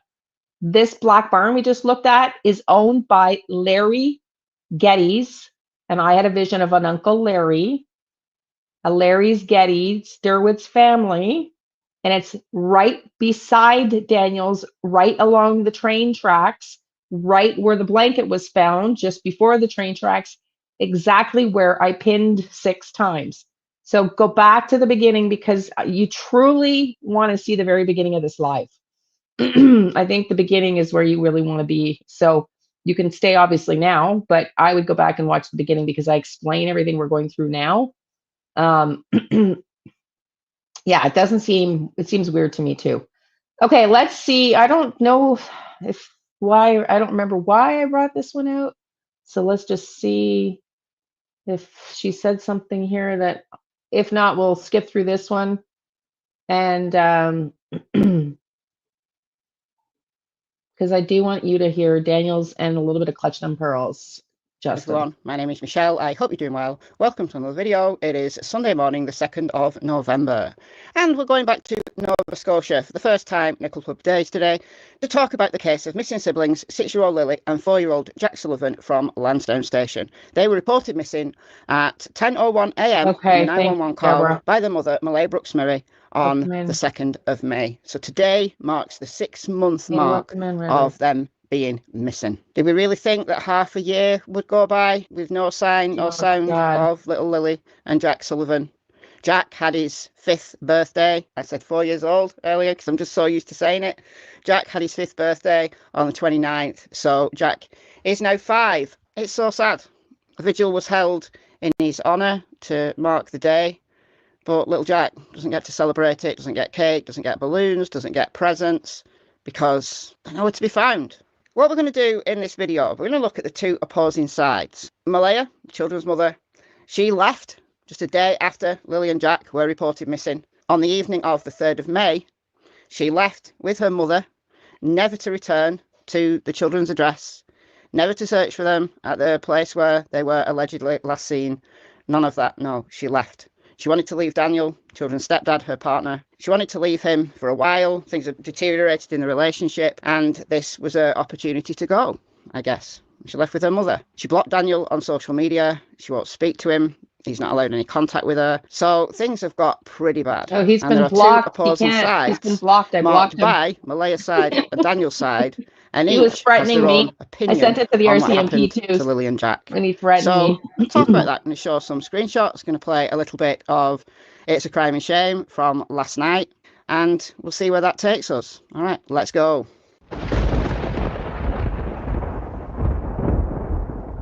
Before we get into the video, can I just ask, if you're not yet subscribed, please do so. I'm trying to get to 100,000 subscribers by the end of this year, and with your help, I can do it. It's completely free. You've got absolutely nothing to lose. If you are subscribed and you want to help me out, the best ways to do that is to like the video. It helps with the algorithm. Leave a comment, also helps with the algorithm, and share the video. Yes, and if you could also like, share, and subscribe if you haven't. That helps me out because they might subscribe and they might enjoy my videos. I do something like we did tonight, just randomly go live. Let's look at Daniel's side first. Daniel and his mother both believe that Malaya had Lilly and Jack removed from the property. So someone she knew came and picked up Lilly and Jack. We've talked about this theory recently. It's been advocated for by Durwood, whose real name is Darren, who happens to be from Malaya's side of the family, but is taking Daniel's side in all of this because he believes that Malaya had the children picked up. She wanted to leave. They're in a safe place. They're alive and well. It's the best case scenario, obviously, because it means they're alive and being cared for. They are. But God. Is it true? I don't know whether this is yesterday or the day before. This is Charmaine's channel. This is a comment by Belinda. Belinda is Lilly and Jack's paternal grandmother, Cody Sullivan, the bio dad's mother. She went on the 2nd of May to help with the search. And she has said when Malaya left on May the 3rd, she knew there was no point searching the woods anymore because the children weren't coming back. But Janie had a word with her on May the 2nd, and this is what Belinda said. Janie told her. Janie said her and Daniel were the only ones to watch Lilly and Jack. Malaya never took them out. So after she heard them and Malaya them, never thought it was unusual or suspect because Malaya would just tell Lilly and Jack to stop being noisy, stop waking the baby. Daniel has said that she, after Meadow was born, the baby that her and... Well, when he said my girl at the very beginning, when Durwood was on It's a Crime and Shame, he said my girlfriend, my girl kicked me out. Was he actually living with Janie in her trailer when they went missing? Because he himself said, my girlfriend kicked me out for coming public about this. Because she threatened me not to go public. Daniel share. And if he was dating Janie, that sure makes a lot of sense. Who is in CPS care at the moment. That she didn't want anything to do with Lilly and Jack. And that he was the one that was looking after them. Durwood, also, same live stream, said Janie heard shh. She also confirmed that when Belinda and her spoke. They are loud kids. That's how I know someone they knew from Malaya's side of the family took them. The dog did bark, but only briefly. So this is Janie's dog. I'm guessing whoever took them may have said to the kids, shh, don't be loud. Janie heard Malaya and the children outside, but she was only alerted to the fact that Lilly and Jack were missing when she heard Daniel shouting for them. And she recalls that Malaya was standing on the drive with Meadow, not looking. Daniel was shouting for them, but she wasn't even looking. Now, obviously, she can't go tramping through the woods because someone at least has got to look after Meadow, but no, she never searched for them.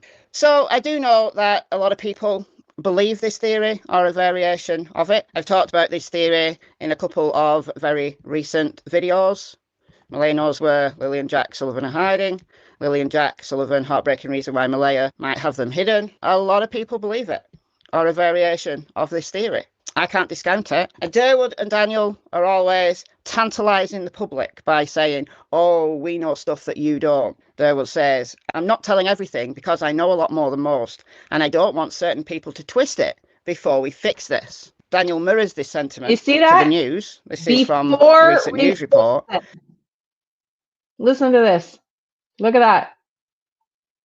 I'm not telling everything because I know a lot more than most. Yeah, because you were the mastermind behind it, in my opinion.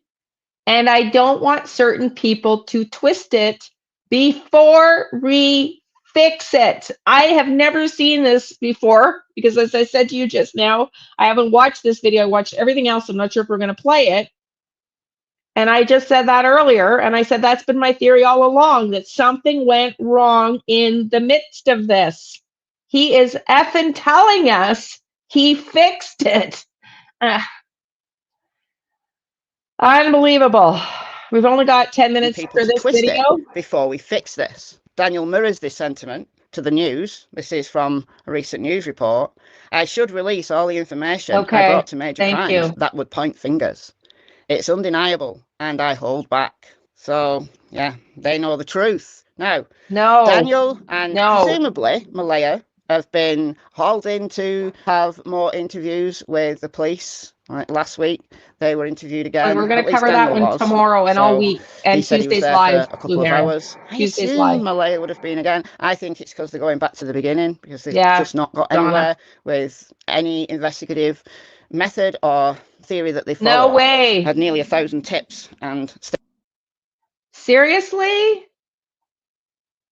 It was in that and asked Durwood, what did he mean about fixing? He said, stop asking stupid questions. Wow. Lilly and Jack are missing. But there is another side to this case, and that is the side who believe that Daniel is responsible for the children's disappearance. Now, this could be out and out murder. Some people believe that he got mad. 2 kids dying at the same time through abuse, technically possible, but I think more people believe that something accidental could have happened to them, and Daniel panicked. We know that Daniel was up late. He said he went to bed early, but apparently he was late to bed, certainly later than Malaya. He told Malaya that he was going to clean the house for her, but when she got up, the house wasn't clean. So this would be the morning of the 2nd of May. In the early hours of that night, so the 1st of May into the 2nd of May, a couple of neighbours, Brad Wong and Justin Smith, have told the cops that they heard a vehicle backwards and forwards on Gaylord Road in the middle of the night. This vehicle was coming from Daniel's place. Brad has even sent a video in to Sonny from It's a Crime and Shame showing that he can see lights from his place. He can see lights on Gaylord Road from cars. What he can't see, though, is who's driving. He thinks it's Daniel who was driving suspiciously. RCMP have come out and said that they've no evidence that vehicles were moving about in the night. So is that because they've checked surveillance cameras and there is no vehicles, or Brad and Justin confused about the night? Are they lying? Both of those things are possible. Or it could be that it is possible to move a vehicle up and down that stretch of Gaylord Road and not be caught on any cameras. That's possible as well. I want to just play a little minute of this from It's a Crime and Shame. This happened overnight my time, and this is Sonny recounting what Brad has told her. Apparently he's told her a little bit more than what is in the RCMP court documents. If you recall, Brad lives here, so this is Gaylord Road, this is Lansdowne Road where the blanket was found, and then a bit further up and then along this pipeline trail, that's where the boot prints were found. But Brad lives in the opposite direction. He lives on Lansdowne Station Road.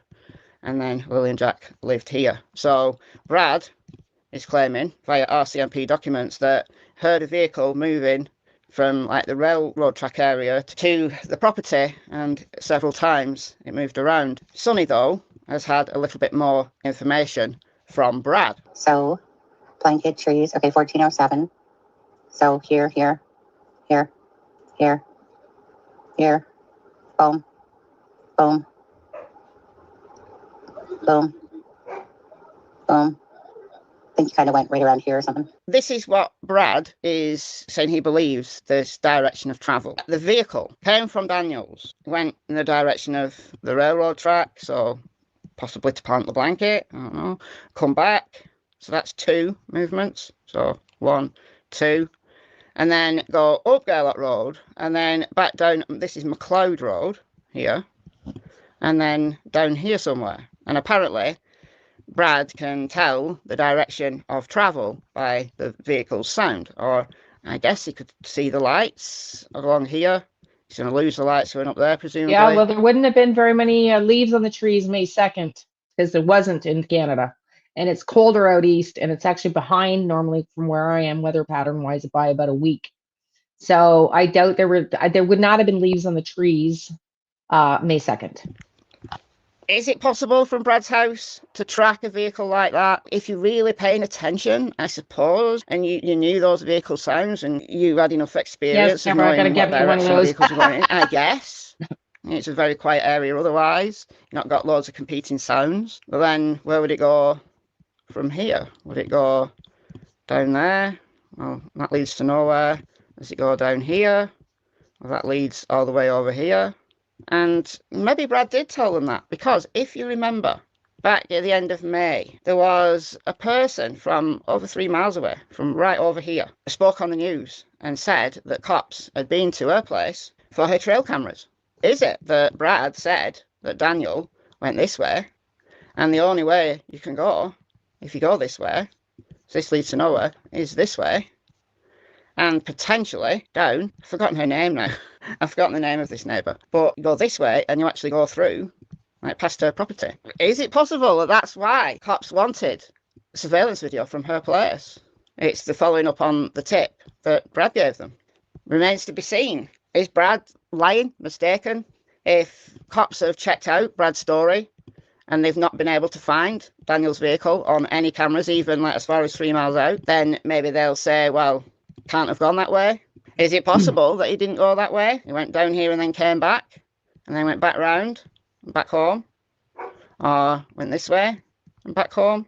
Absolutely. But this is why it's important to know where the cameras are in this area. Is it possible for Daniel to have left and gone up here or gone down here, turn around and come back without being caught on surveillance? I just find it interesting that the road that he says the vehicle went down could ultimately lead to the woman's house who contacted the news. She's 3 miles out. So, look, I believe that Brad is telling the truth. I believe that he heard what he thinks he heard. But is he mistaken about the night? Was it Daniel? Were Lily and Jack gone by the morning? And all of this is a big lie? A lot of people believe that. Janie, who gave a very convincing interview to CBC News, well, she contradicts herself all the time. She told RCMP that the children were heard before her phone call with her brother Ron. And then she changed it to it was after. She's told people that she was raking a section of the driveway for a pool. Then in a chat, she said she wasn't raking. She seemed to have forgotten that part. She was asked about it, and then she said, yeah, I was raking where the pool was going around supper time on Thursday. But then she says, no pool, because there was no kids here. Why put it up? So she was raking to flatten the driveway so that she could put the pool up. But then Annie and Daniel, there's something about them. They can't keep their stories straight. They can't keep the stories straight. They're all a hot mess, no kidding. That was in Janie in the same message, in the same chat. Mike DeMann talks about that in the video I just showed you later on in the clip, and or maybe it was another clip. But yeah, this whole pool thing, yeah, she says in the same chat, it would be dumb for her to be raking the laneway the night before. Well, I can tell you how dumb it was for sure. May 2nd, it was freaking cold. It's not usually pool material weather in Canada, especially where they are. And on a laneway full of mud beside the dogs that scare the kids when you've got full lawns everywhere, like grass everywhere, it absolutely makes no sense. So that begs the question, and I want you to hear this next clip because we got 2 more videos and I'm going to make one of them shorter. But Janie, we're going to go listen to it now, messes up. What was going on in the laneway that night before? What was going on in the laneway that night before? Eastern Girl, hello. Yes, and if you're just coming in now, you might want to go back to the beginning because you've missed some crazy information at the beginning of this live. Did anyone hear the video of the lady in Western Canada that said she was sure she saw Lily at a playground? She said her hair was short, she did not see. Yes, I did talk about that earlier.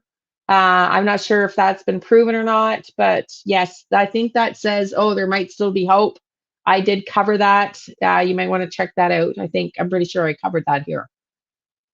Okay, let's finish this up. And then I think there's like 30 seconds here. The very day after Lily and Jack disappear. Okay. Could it be that her memory isn't so great? Yeah, it's ridiculous. She's got that bit? Maybe. And you know what? I can't discount any of those theories. Everything is still on the table as far as I'm concerned. And yeah, it's possible. Lily and Jack just wandered off. Not many people seem to believe that, but it is possible.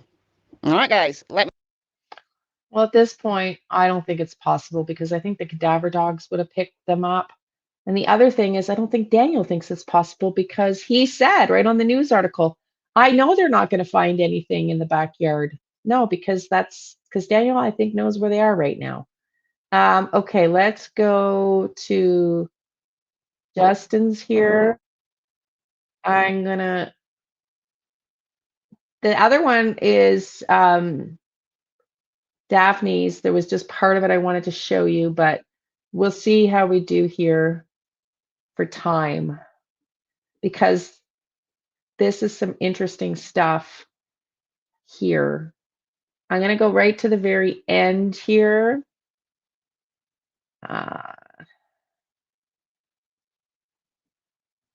Because this is the important part. Okay, listen up. Very interesting, because you're going to hear Daniel tell us some stuff that I was just telling you himself about that house that's Derwood's house.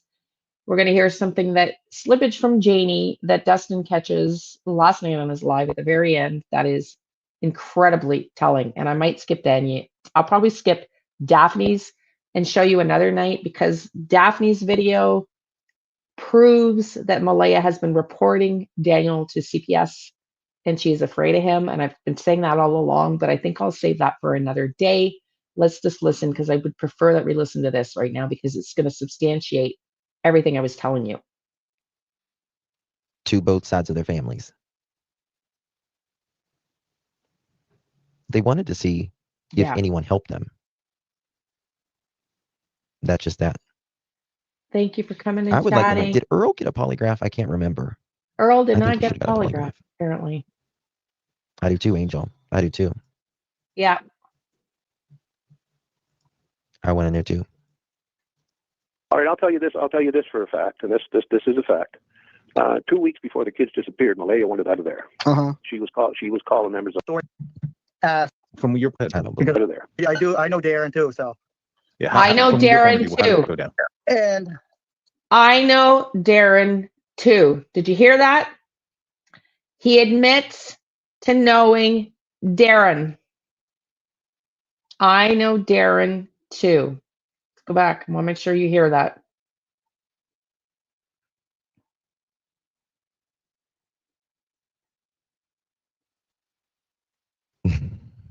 Cindy, thank you.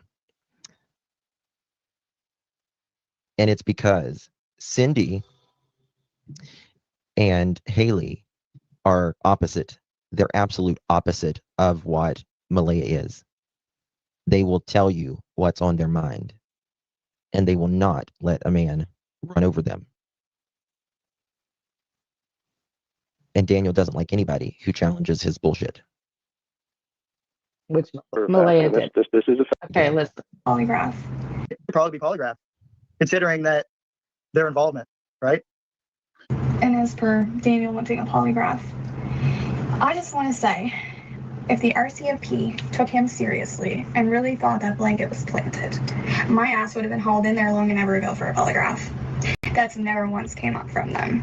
He's just making himself look worse and worse with all this new stuff coming about. That's exactly right. Haley's exactly right. Haley's exactly right. Why do you think they have only done polygraphs to certain individuals really close? Money and resources and stupidity. Mainly dollars, I would say.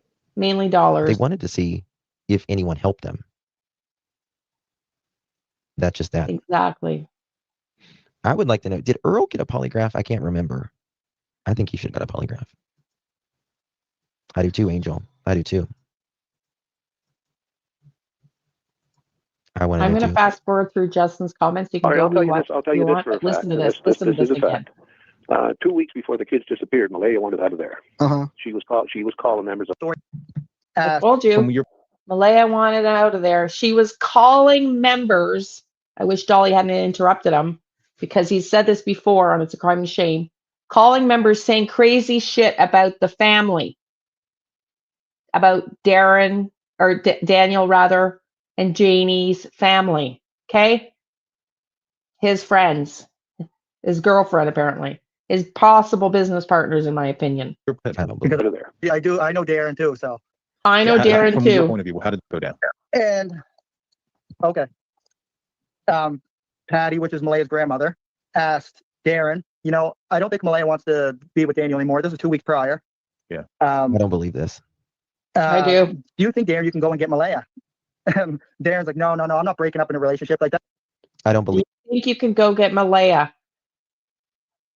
Darren's son knows Daniel. Darren's son knows Daniel. Yes.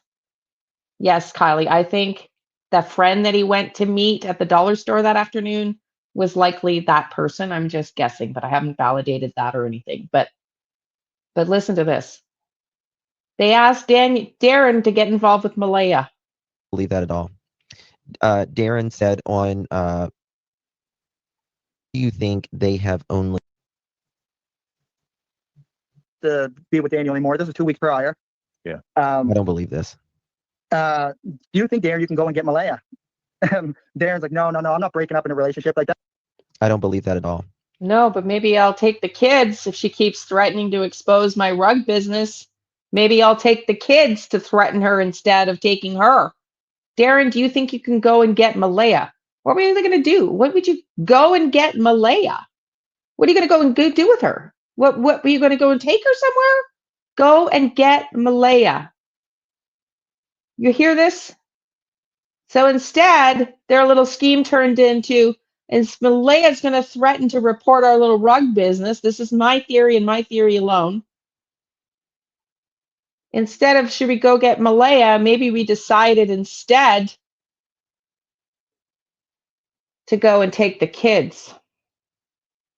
That was plan B, maybe. That's just my theory. You don't have to believe it, but it's absolutely mine. Absolutely mine. Darren said on my channel, I believe, he said that Malaya was his cousin. He had realized Malaya was his cousin or something after he had started,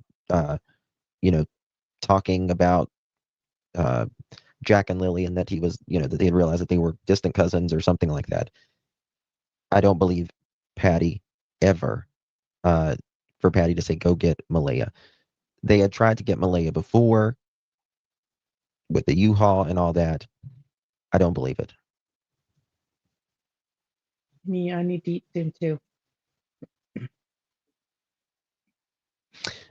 I do believe Daniel knew Malaya was going out. I do believe Malaya was leaving. Daniel knew it. She had just got her car legal. Daniel knew she was his cousin. He's such a liar too. I mean, he might have knew that, but he says so much bullshit. That's a relationship. Like, incredible. I'm not going to get involved in somebody else's, life, right? Right. Which makes sense. That was a smart thing by Darren to do. So this is. When's the last time Darren or saw Malaya, or Patty for that matter? Week prior, and so then Patty calls Malaya and asks Malaya, if you ever just want to, get away, you can come live with me. And then that's when Malaya said, no, Patty, I have a different plan. I have a different plan. I told y'all she was planning on leaving before this all happened. And this was told to me by Darren, which had access to both sides of the family, right? Yeah. The only person that had access to both sides is Darren and the investigators. He's ridiculous. Huh. So. Do you think that any dogs or any searches are going to... And also, Daniel, want to add to that. Could be, Tammy. Could be, honey. Meadow, in one of the affidavits, it does state that Malaya wanted to leave 2 weeks prior, but then decided to stay. So that's some evidence to back that up. Initially, I didn't believe Daniel had anything to do with this. Nothing. Uh-huh. But he knows more. He knows more than he's telling. He's protecting Malaya. Oh, yes, he does. Listen, did you ever see a young fellow, or did you ever see even old fellows? Did you ever see a fellow so in love with a woman that it was just one of... I don't think he killed the kids, but he definitely knew of this plan, in my opinion. I just think the plan went awry, and the plan was changed, and you're going to hear that come out of Janie's mouth in a little bit. And I think Durwood changed the plan, unbeknownst to Janie and Darren. That's just my opinion. The most important things in life to some guys. Yeah. Well, that's the way he is. Oh, I think he's obsessed with Malaya. I think he's obsessed with control. And I think he was everything that he wanted in Malaya. She would listen. She let him do free reign, Well, I don't all of agree. that. Having And I been still the think he's obsessed with victim, Malaya. I think he's obsessed with her, but I think having been the victim of abuse, I'm not blaming her entirely, because I think there's a lot more to the psychological effects of abuse. I think she was also doing drugs, and she had a distant relationship with her own family. I think there was probably some fear. I know, this is it. This is it. Well, this is it. Yeah, so she had to go with somebody she knew, right? Had to go with somebody she knew. I think he's obsessed with knowing what she still does, in my opinion. And listen to this right here. Malaya was everything to her. Listen, right here. And then as soon as she heard my voice, she immediately Listen. hung up the phone, right? Okay. So, but by that time, I already heard the background You're seeing a pattern here. noise. She wasn't a moving car. So Darren was actually correct on that. And Darren's correct on a lot of things. So Martel, on a few times, he made contact with Malaya since she left and blocked him. She blocked him on everything. And this is the thing. A lot of people have been saying, you know, where's Malaya? Where's Malaya? And I've been saying all along, I think she was afraid of him. And this is why she ran. I think the RCMP know this. I think she was planning on leaving, and she could prove that in factual through emails, lawyer visits, or whatnot. And this is why she's been quiet. And I do believe the RCMP believe her. And this is why she apparently was not questioned again regarding the blanket. According to, I think it was Justin. Yes, I think there is a protection order. And I do believe that only Daniel was questioned again about the blanket. Although on the live on Friday, the cards said they're never the same as my visions, that maybe Haley maybe planted it or someone in the family, and that it was foolish. But that might have just been, I don't know, my misinterpretation. It was a friend of the family apparently that planted it. And maybe it was a friend of Daniel's family. I don't know. Or Janie, because I was interpreting the Queen of Pentacles as Malaya. Maybe that was Janie. Let's keep listening. Because he would not stop. And the second time was when she filed the reporters or complaint to CPS about me. We can go into the first complaint after this, but the second complaint was after investigators came and got all Jacqueline's belongings. But the complaint to CPS about me when she filed the reporters or complaint to CPS about me. When she filed the report to CPS about him. What was that report, Daniel? What was that report? Thank you. Perfect. Thank you. Well, maybe Brad Wong, who has a record for thieving cars or things out of houses, maybe upgraded himself to children. Just saying.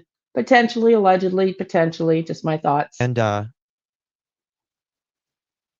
did he did you end up getting I'm not going to go there again. Out there now. I was thinking about it again. First complaint after this, but the second now, complaint was after investigators came and got all Jacqueline's belongings. There was some letters that were received in the mailbox here. Sure. Malaya was coming out of CPS, so I walked up. When she opened up her trunk, I seen her. I walked up and I put the 3 pieces of mail and the 2 tablets in the trunk, and I said, "Have a good day, Malaya," and walked away. And then went in and had my. Can you imagine getting in your trunk and walking up to you, even though the motherfucker's like literally parked right beside of you and you don't realize it, and he just throws the letters in? Creep factor. Well, listen to this. He keeps explaining himself. I visit with Meadow. Mm-hmm. And she reported you for that. Yeah, she reported me for that. But when I walked up to her, the odd thing was when she seen me, she smiled. I want you to see something. It's very quick. It's very quick. Yeah. But it is. Watch his eyes. Yeah, well, right there. He's got this look of hope, and she smiled. Look at that look on his left eye. It's like he's got this subtle, like, oh, she smiled. She still likes me. If you keep listening, though, he admits that he wasn't so nice to her later. His smile. When she sees me, she smiled. And he does this Just real quick. Watch this. Tyler, thank you. Thank you so much. When I walked up to her, the odd thing was when she seen me, she smiled. You see it? Thank you. I really appreciate that. Thank you. Thank you.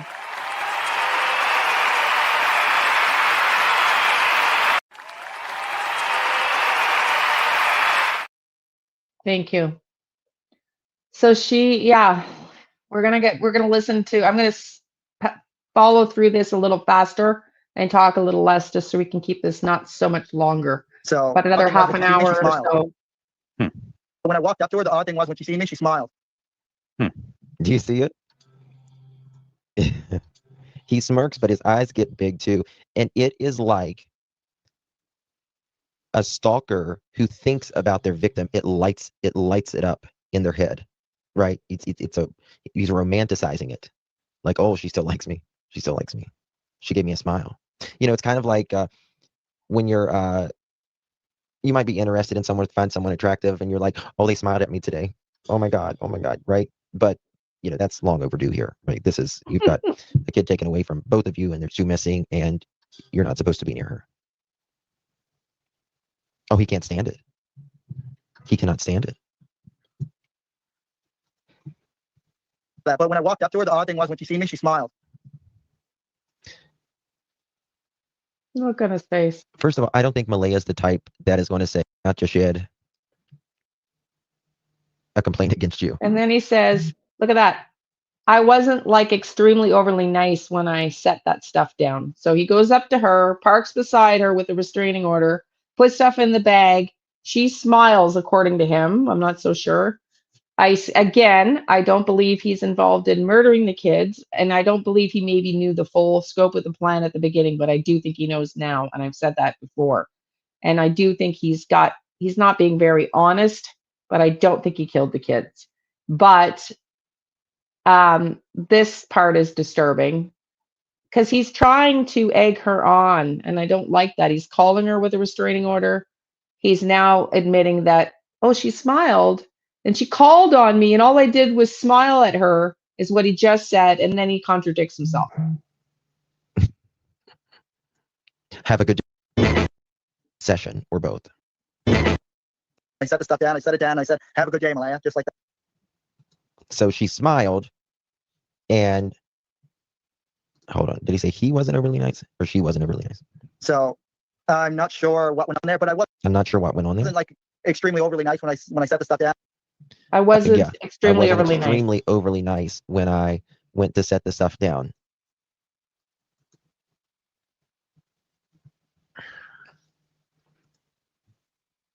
You say she smiled at you, Daniel, but then she filed a complaint against you. Have a good day, Malaya. Have a good day, Malaya. You wanted to either show that you was dominant, right? That he was in control, or an obsession, or both. And I set it down, and I said, have a good day, Malaya, just like that. So I wasn't like trying to be like overly nice or overly mean, right? It was kind of neutral. And what did CPS tell you about that interaction? CPS told me, if Be the fuck away. Malaya felt really caught off guard by it, and was she didn't like it when I walked. She didn't like it. She was caught off guard and didn't like it. Crazy. Kristen, thank you, baby. Good to see you. Thank you so much. I appreciate you very much. Thank you, Dennis. Kirsten, sorry. Good to see you, and thank you so much for your support, Kirsten, and thank you for being a member of the. You can see it in the public self, the private self, about what he wanted to do, and yeah, Missy, yeah, thank you. I was gonna skip that she and didn't want to be around you. That she completely blocked you from her life, and not only that, she left you with her child the day after her children go missing. And then blocks you with everything, right? And then he says, I wasn't overly nice to her when I tossed her stuff in the trunk when she looked startled. But she smiled.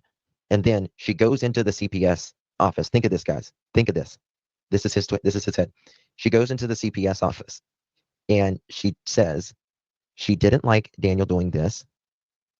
She was startled. It frightened her. But yet she smiled.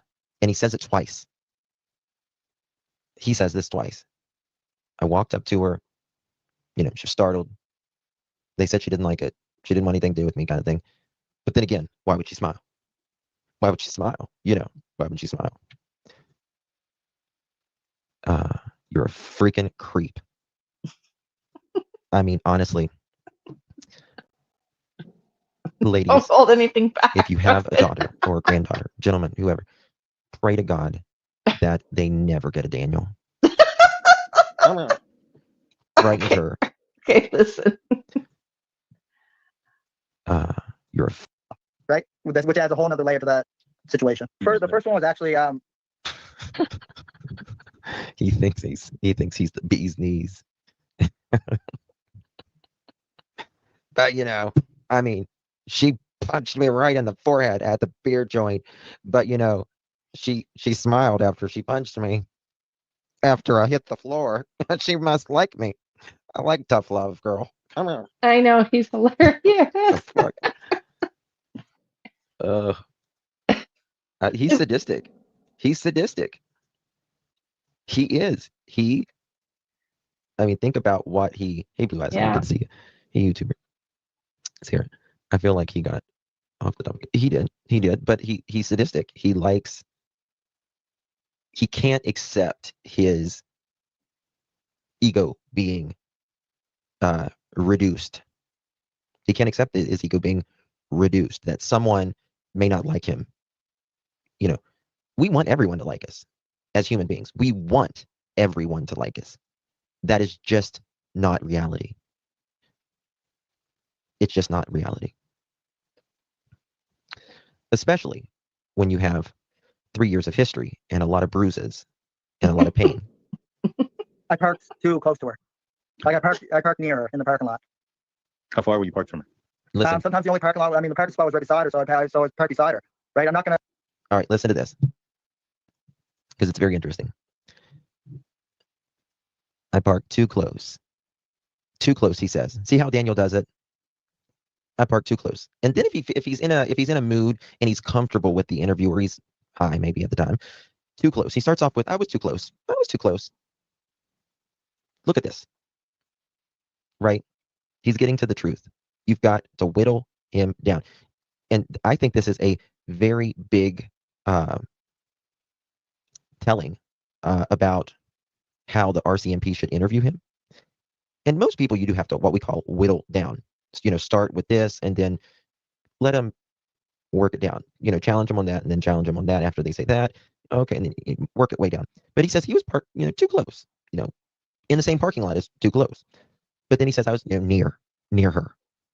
Near. Then he says I parked beside of her. So there's, I was too close. Then I was near her, 4 or 5 or the other side of the parking lot or whatever. Then it's okay, I parked beside of her. And I got out and she was standing at her trunk and I threw shit in there. But listen to what he says next. Oh my God. This is what's telling to me. I know, me too. He makes an excuse saying he goes there early. He goes there early. I saw just it flashed by my screen. To not see Malaya. It's the exact opposite. He is there to see Malaya early. No way. I miss a visit because I don't have a place to park. Listen to this. Sometimes the only parking lot, I mean, the parking spot was right beside her, so I parked beside her. Right? I'm not going to miss a visit because I don't have a place to park. And there's a parking spot right beside her, I'm going to take it. Did you see her, or was it just that your car was next? No, I didn't see her, but I You are so full of cat shit. You are so full of shit. You are so full of cat shit. Yes, you did, Daniel. You just, you just said, does people not listen to him? If there's a parking right beside of her, I'm going to take it. You just said you was going to take it even if it was beside of her. You're not going to just, not take it and miss your appointment. You just said you knew it was beside of her. Usually see her almost every time, right? Because I wait like an extra couple minutes before I go in sometimes. I wait a couple extra minutes before I go in. He's telling us he gets there early so he can see what's going on. So you can see Malaya. He's a reptile. So you can see. And I don't mean like the reptiles that people say, people morph or whatever. No, he is flipping his tongue. He might be one of those too, Justin. Shit. Terrible. I'm watching. I have to say, Justin is probably, because I've met him and he helped me with the Sebastian Rogers. He was on my live and I was on his with the audio, and I've talked to him a few times. I truly love Justin and think he's one of the few authentics on true crime, in true crime. And he never states anything that he hasn't researched, in my opinion. Listen to that. Did you see her, or was it just that your car was next? No, I didn't see her, but I usually see her almost every time, right? Because I wait like an extra couple minutes before I go in. At the end of this, we're almost there.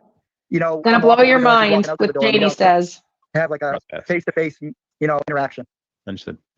But you did a face-to-face interaction with her in the parking lot. You see, that's the difference, Daniel. You didn't think Malaya would tell on you there, or nobody would see it as likely. That's the difference. But you knew in the doorway where there's obviously cameras in the CPS office, they're going to see that. And you're not in control there. You're not in control there. You didn't think Malaya would tell on you here, though. He was okay with it that day. Jane, good to see you, Mama TV. Thank you so much. Hey, Dustin, I heard a guest and very fair and guess with not speaking about you. They did it better.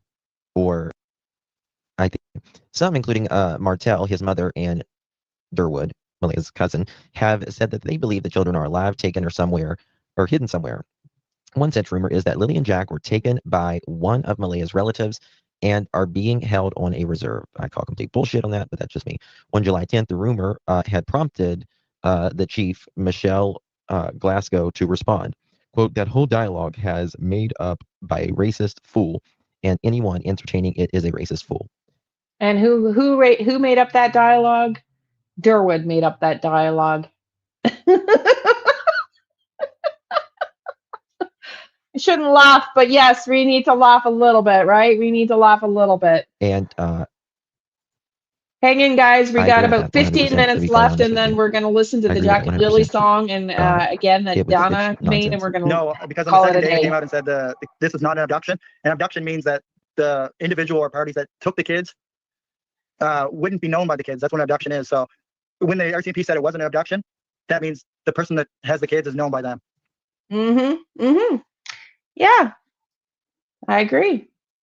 I think Uncle Larry was the first person to take them and transferred to, I think Durwood was the mastermind and didn't touch them, and was potentially Wong was the second person that may have them now. I don't know. I need to figure that out, but I think the RCMP need to go to that black house and see if there's anything under that barn. That's all I'm going to say for now. And you see, this is the thing. I wished that guy that has his channel, the other Daniel, would have pushed back on this, because he knows, in my opinion, that we know that there is an abduction is an abduction. It doesn't matter if it's familiar abduction, meaning someone the child knows, parental or familiar, obviously the parents, step parents, a family member, right? And there is non-familiar, stranger abduction, that kind of thing. And he is, in my opinion, just letting him off here by saying, hey, Nietzsche, you get to see Daniel, such more majority of abductors are known by, more than majority. Yeah, 92, 95%. So he is saying, well, 92, 95%, I think we'd have to look up the stats of abductors are family members, or the person abducted knows of them, is closely linked, if not linked to family. CMP is saying that because they don't believe that they are abducted, he's making it sound like, well, they're not abducted by a stranger, but Daniel's saying, no, this is someone that, Jack and Lily and the family knows, right? So also, before I forget, in all the research I was doing last night and this morning, I did not play all the clips, but apparently they did not collect Daniel's DNA, according to Daniel. And they only asked the murder questions. They did not bring Malaya in the second time around the blanket questioning. Really, Tammy? I don't know if you were here at the very beginning, I think, of this one. Yeah. So there's something, he was my vision too. I can't dismiss my visions.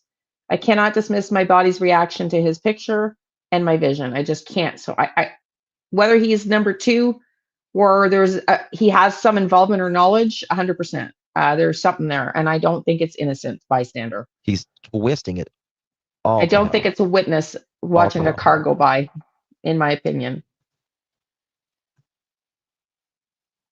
There were 3 adults present when Jack and Lily went missing. Martell's mother. My brother called me at 8:48. We talked for 2 minutes, 59 seconds.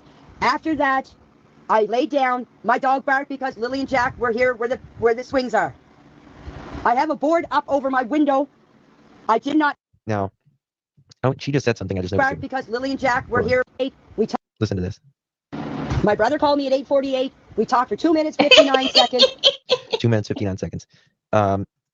She later says in the documents that she might. I'm going to pull my pendulum for Kaika for Durwood's son's involvement, but there was something else as well. And I've already checked it, Donna. It was the clad barn sighting.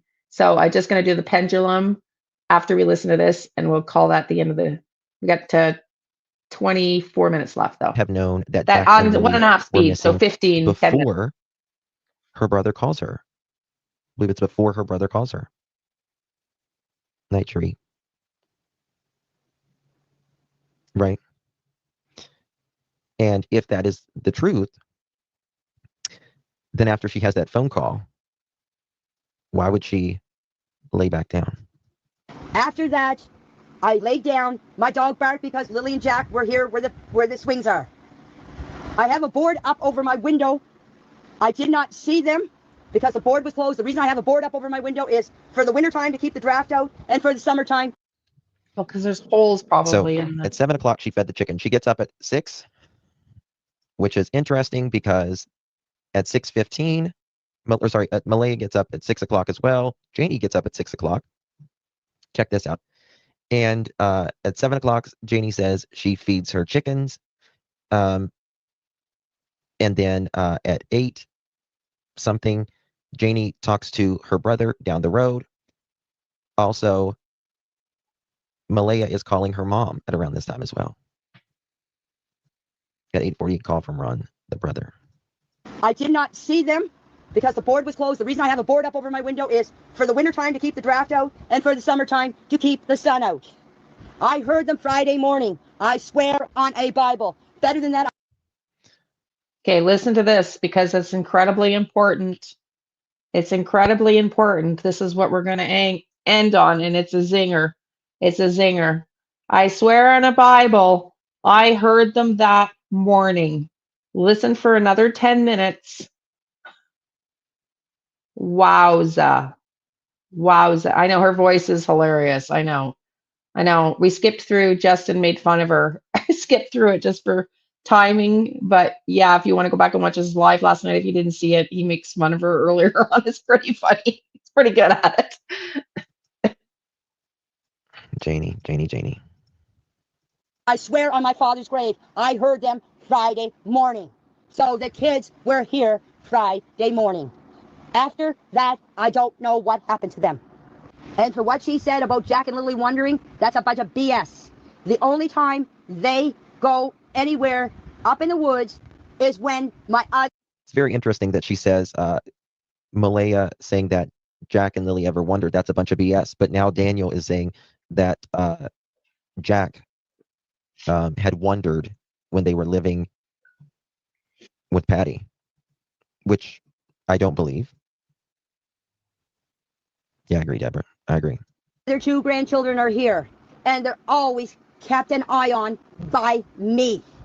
Well, if they were kept an eye on by you, Janie, why didn't you get out of your fucking bed when you heard them in the morning? Tell us that. If they were your responsibility and they were always kept an eye on by you, why did you go back to bed and not get out of fucking bed? And there's three questions. Man, she pisses me off. I was like, 2 texts her at 6:24. Their brother?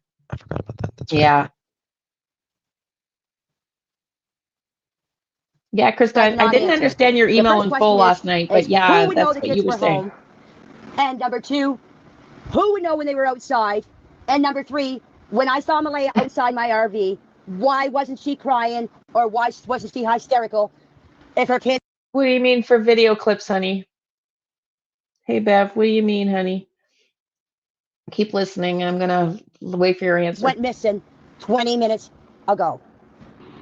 Yes, I believe the kids are alive. And the reason why I believe the kids are alive is because my heart is telling me they are alive. If they are deceased, I would have, just like everybody else, you'd have this feeling in your heart that you can't explain. And your gut feeling. But no, I definitely believe the kids are not. I need to go back over. Listen to her talking like she's I definitely believe. Doesn't sound human. It sounds like robotic. I know a lot of people can't stand listening. Deceased. I believe they are alive. I'm hoping that the people that know where Jack and Lily are will, Marilyn. Please, I'm begging you, please drop them off here. They will be safe. We will get them. We will get them to the authorities.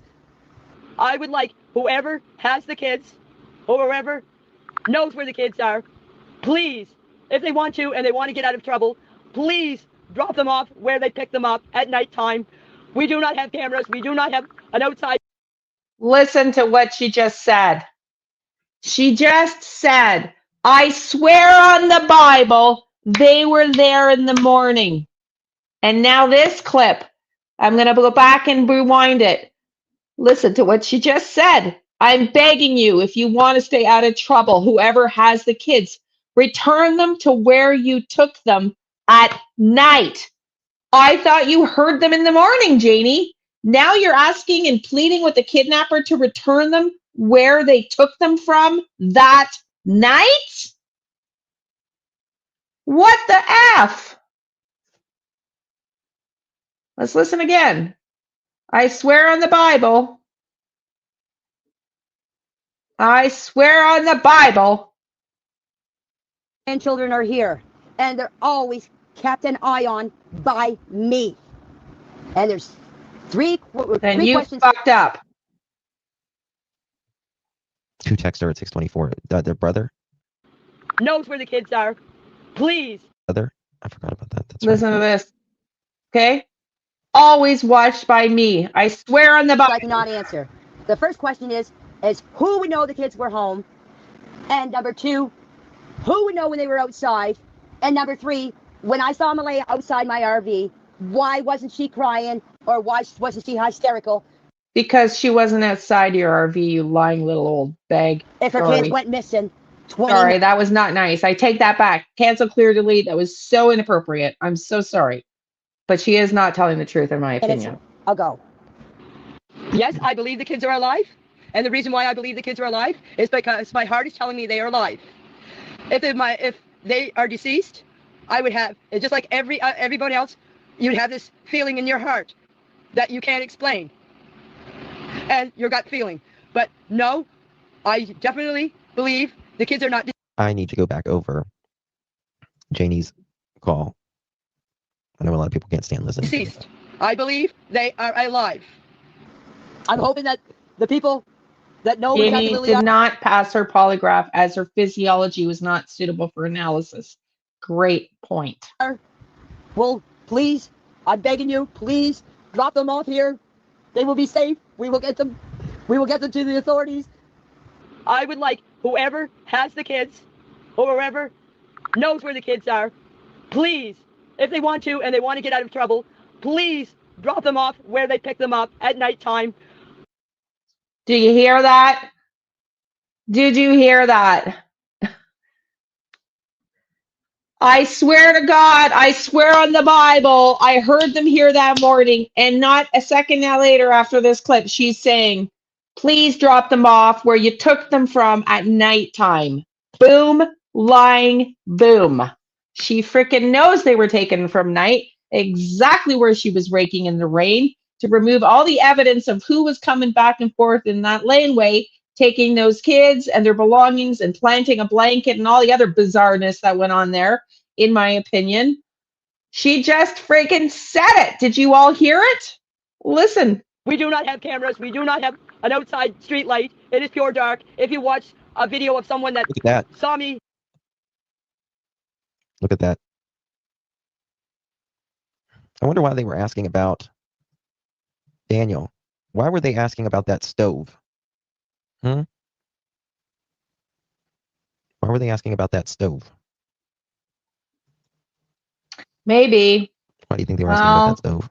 Let's listen. He's going to play it again because Justin catches it in a second. Piece of chicken. There's the unwrecked Nissan. Well, they have cameras now.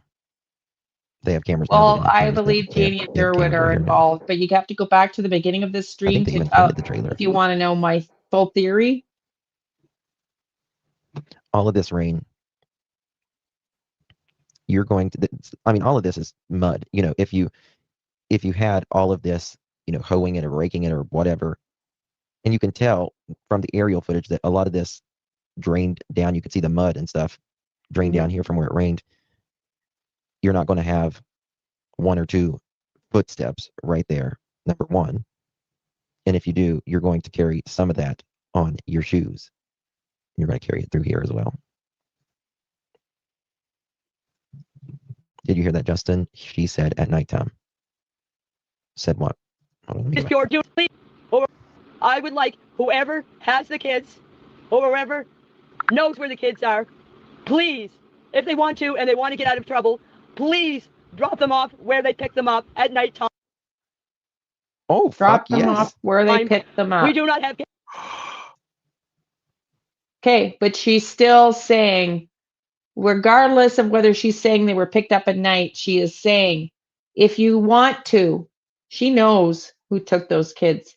Whoever is taking them, if you want to, return them. If she's saying return them at night, I get what you're saying. Yes, but she's still admitting someone took them. And if you want to, you can drop them back here off at night, if that's your interpretation. But she's still admitting they were taken off the property.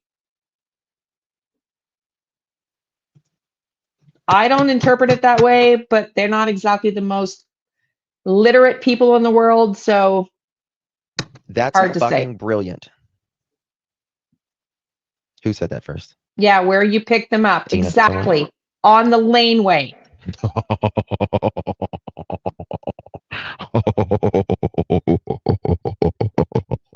Yeah, it sounds like Sebastian Rogers get cameras after the people go missing. Just like they got cameras after Sebastian went missing. Yeah. I feel like that's what's the sea witch, Ariel. What's her name? The sea witch from Ariel. You poor unfortunate soul. It's Ursula. Yeah. Could you? I did not say nighttime. I did not say nighttime, y'all.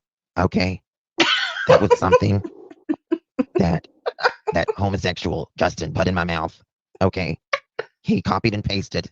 That is AI. That is not me. That is not Janie. That is not Jane to the T. I did not say nighttime. Okay, I just want you to know.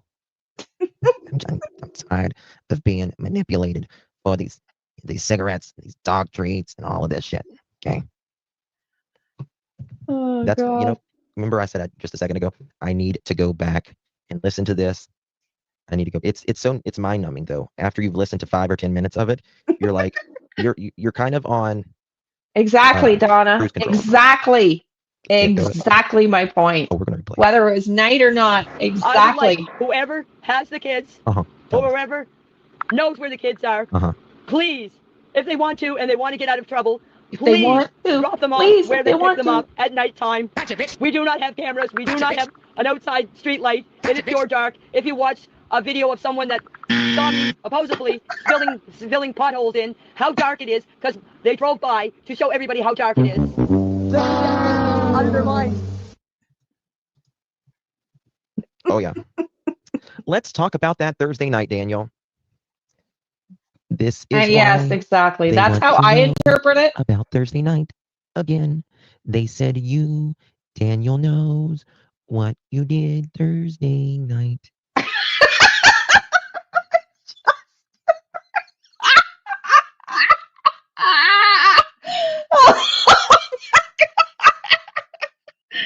Well, this is it. And if you don't want to get in trouble, and if you want to, if you want to return them, oh my God.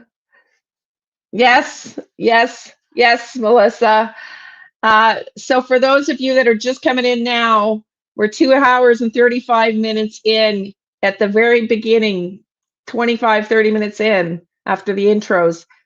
I would listen from the beginning because I tell you my visions, my theory, and now we've just been going through some stuff to substantiate what I believe has happened. And some little telltales.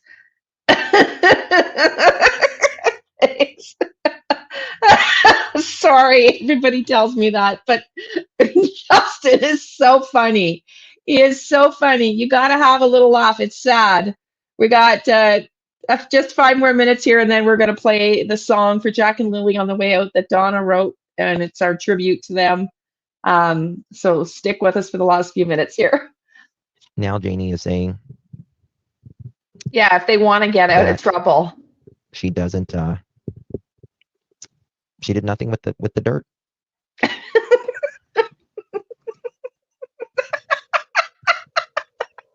That you can't explain.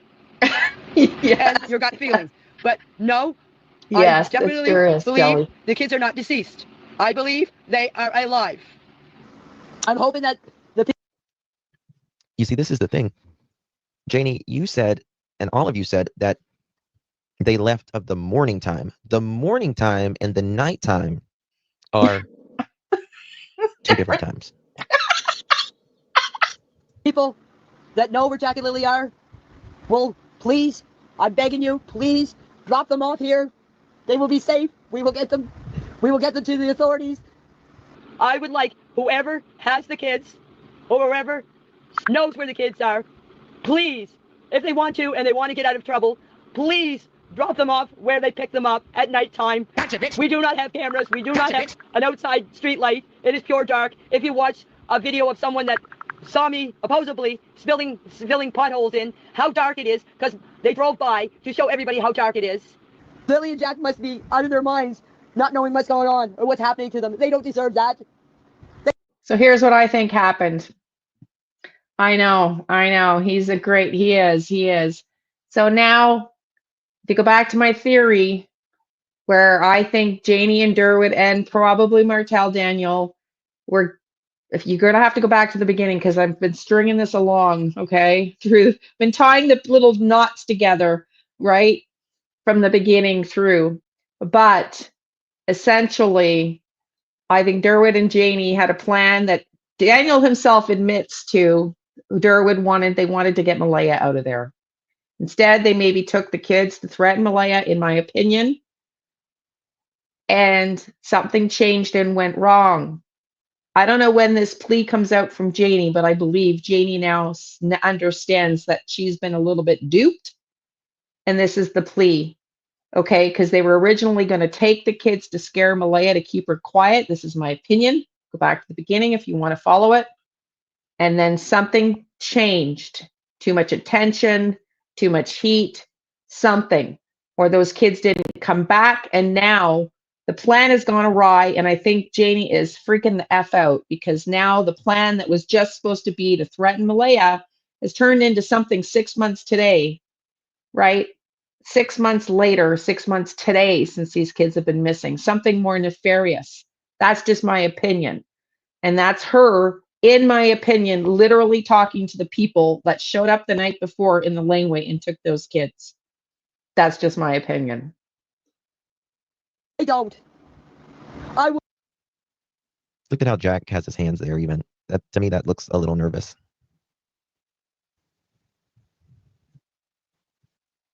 Yeah, she said it.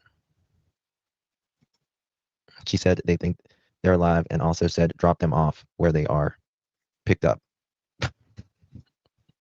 Yeah. What did Janie so say? They just admitted, so she's admitted they were picked up in the laneway the night before. Wild. So if they're assuming they were picked up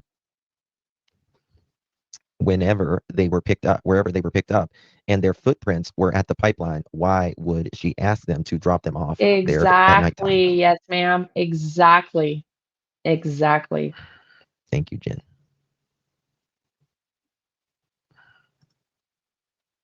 Oh yeah, Daniel told us. Daniel told us that the RCMP said, you're not telling us enough about Thursday night, and quote, we think you did something to the kids Thursday night. Yeah, he said it in the interview, that he was astounded that officer, yeah, it could be leakage, exactly. Yeah, exactly. And he said in the interview that officer came up and said to him, I think you're not telling us enough about Thursday night. So Daniel has said that publicly. November 7th, yeah, today's 6 months too long. I know. It's wild. Yeah. No kidding. I know. Oh, which we said that a long time ago. Yeah.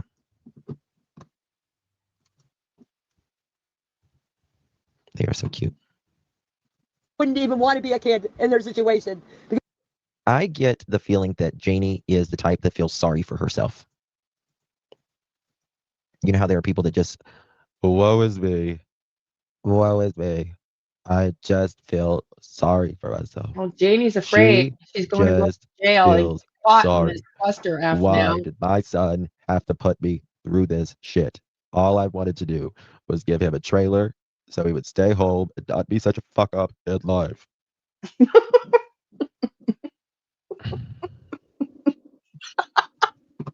She feels sorry for herself. You can feel it. Because I know that she's worried she's going to get implicated. So they must be out of their mind not being able to see their mother. Yeah, unfortunately. Or see Daniel, or just being around the other two grandchildren, or Meadow, poor little Meadow. When Meadow was born. She sounds to me like she's when she says poor little Meadow, it sounds to me like she's like Little House on the Prairie. Or no, maybe Lassie. Poor little Lassie, poor little girl. Meadow is doing the best she has ever done. She's doing the best she has ever done.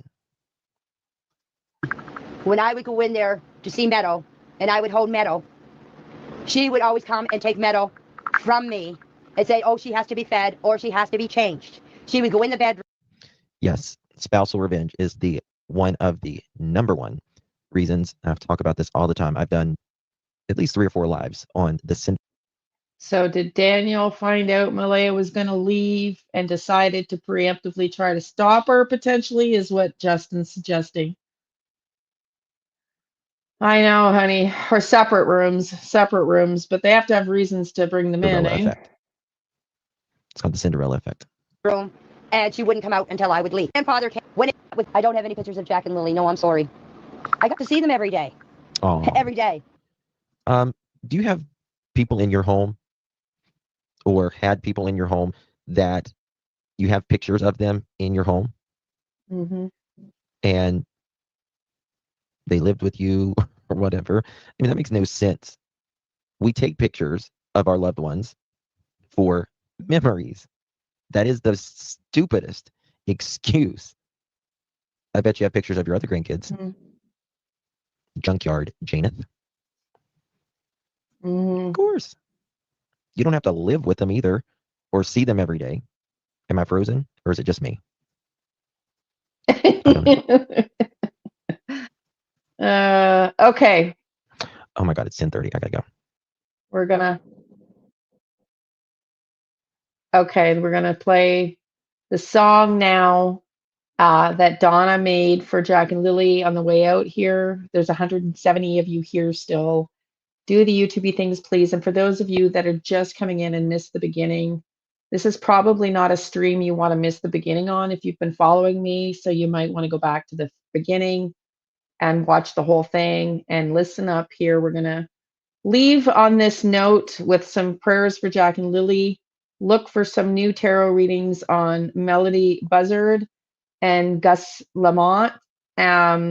Those are going to be readings that we do this week, that I do 2 new cases. I'll be live Tuesday at 4 covering Melissa. Is it Melissa?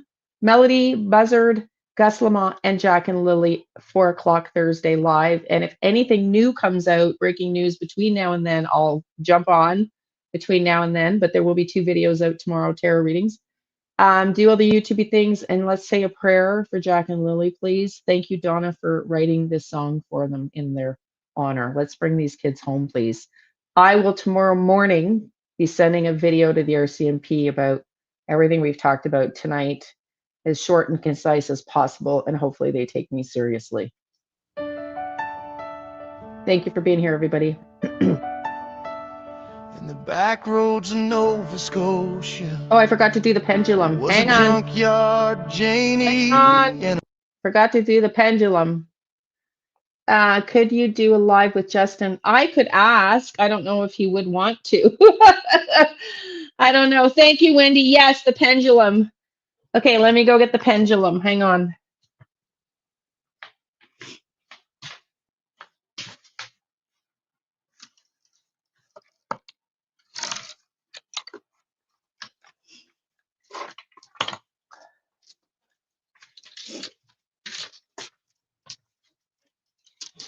Okay.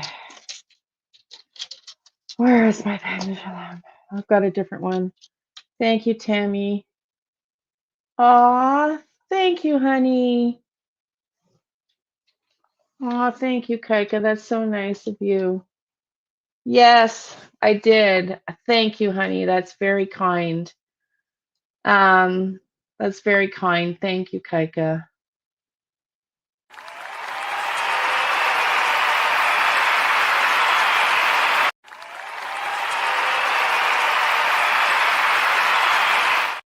Nice to see you all. I feel so much better. I feel so much better, and I feel more encouraged about what my visions and stuff are now that when we're done solving Jack and Lily, hopefully bringing them home, hopefully live, I might go back to Sebastian. We'll see, but we'll see what's going on at the time. But okay, so one pendulum, and then I'm going to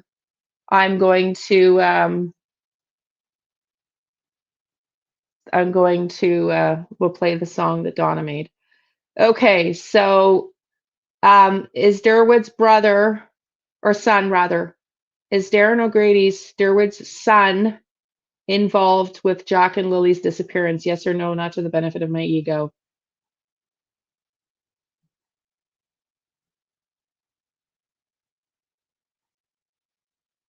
No, my name Liane. Is Derwood's son, Derwin O'Grady's son, involved with the disappearance of Jack and Lily? No. Is my name Liane? Yes. So no, not. Okay, everybody, let's put our hands together for some prayers for Jack and Lily. We'll listen to the beautiful song that Donna wrote for them. We'll call it a day, and we'll see you Tuesday. In the back roads of Nova Scotia was a junkyard Janie and her family. She was smoking on some cigarettes, stressing over fences, sliding doors and even raking in the driveway. Little children, they run wild and free around here, driving me even more crazy. Jenny in the RV, Daniel in the shack, Justin on the four-wheeler, never looking back. Malaya on her phone,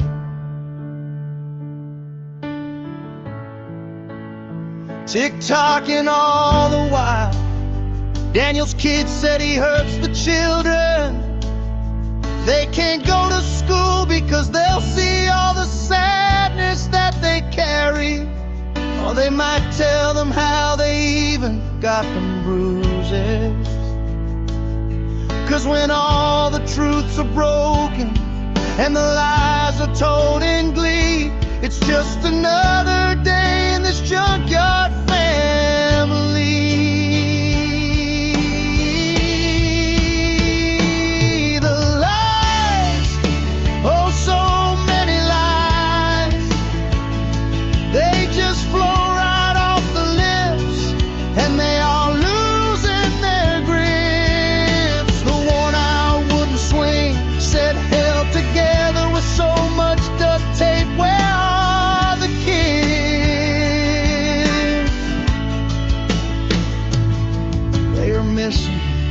Need their justice. What happened to the innocence of Lily and Jack? Why so many lies, Daniel? You are spinning the truth to suit yourself, changing the stories with each YouTube channel interview. Where are the children? Nobody knows.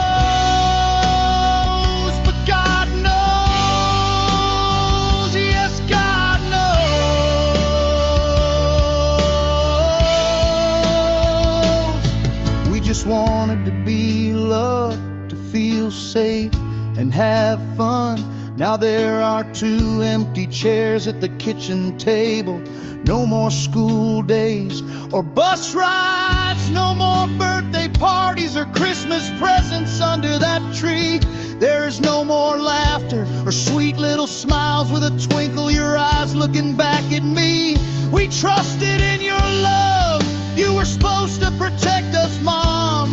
Why did Daniel have to hurt us? Why was drugs more important than our safety?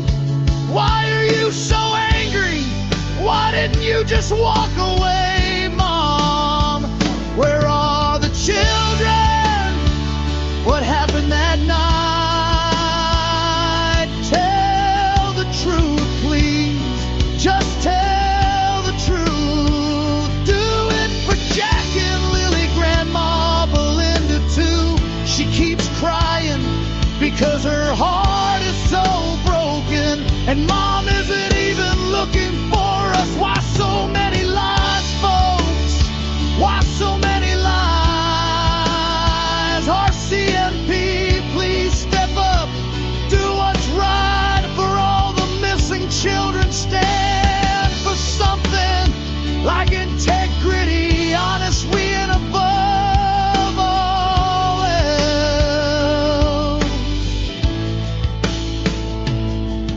the truth. It's your job, and it used to mean something. The world is watching what you do and don't do. Find all the missing children, please, because we're all lost out here. Please find us and bring us home. Just bring us home.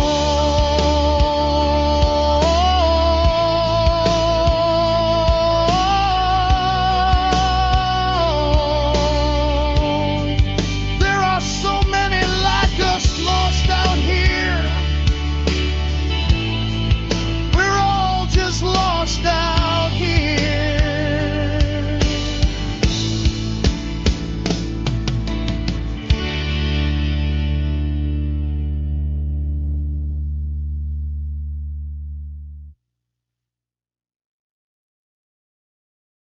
Thank you, everybody. Yes, Donna's a mod here. She wrote it.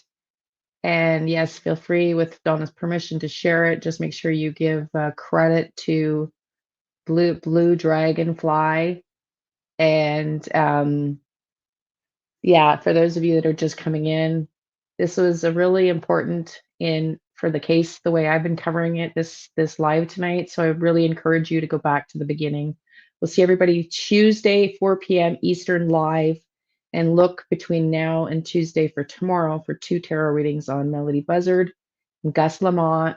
We're going to cover Gus, Melody, and Jack and Lily on Tuesday's live and Friday's live. Those will be the 3 cases we work on next week. And if there's anything new with Harrow, I might do a video tomorrow, depending on what's going on with Harrow. Okay, everybody.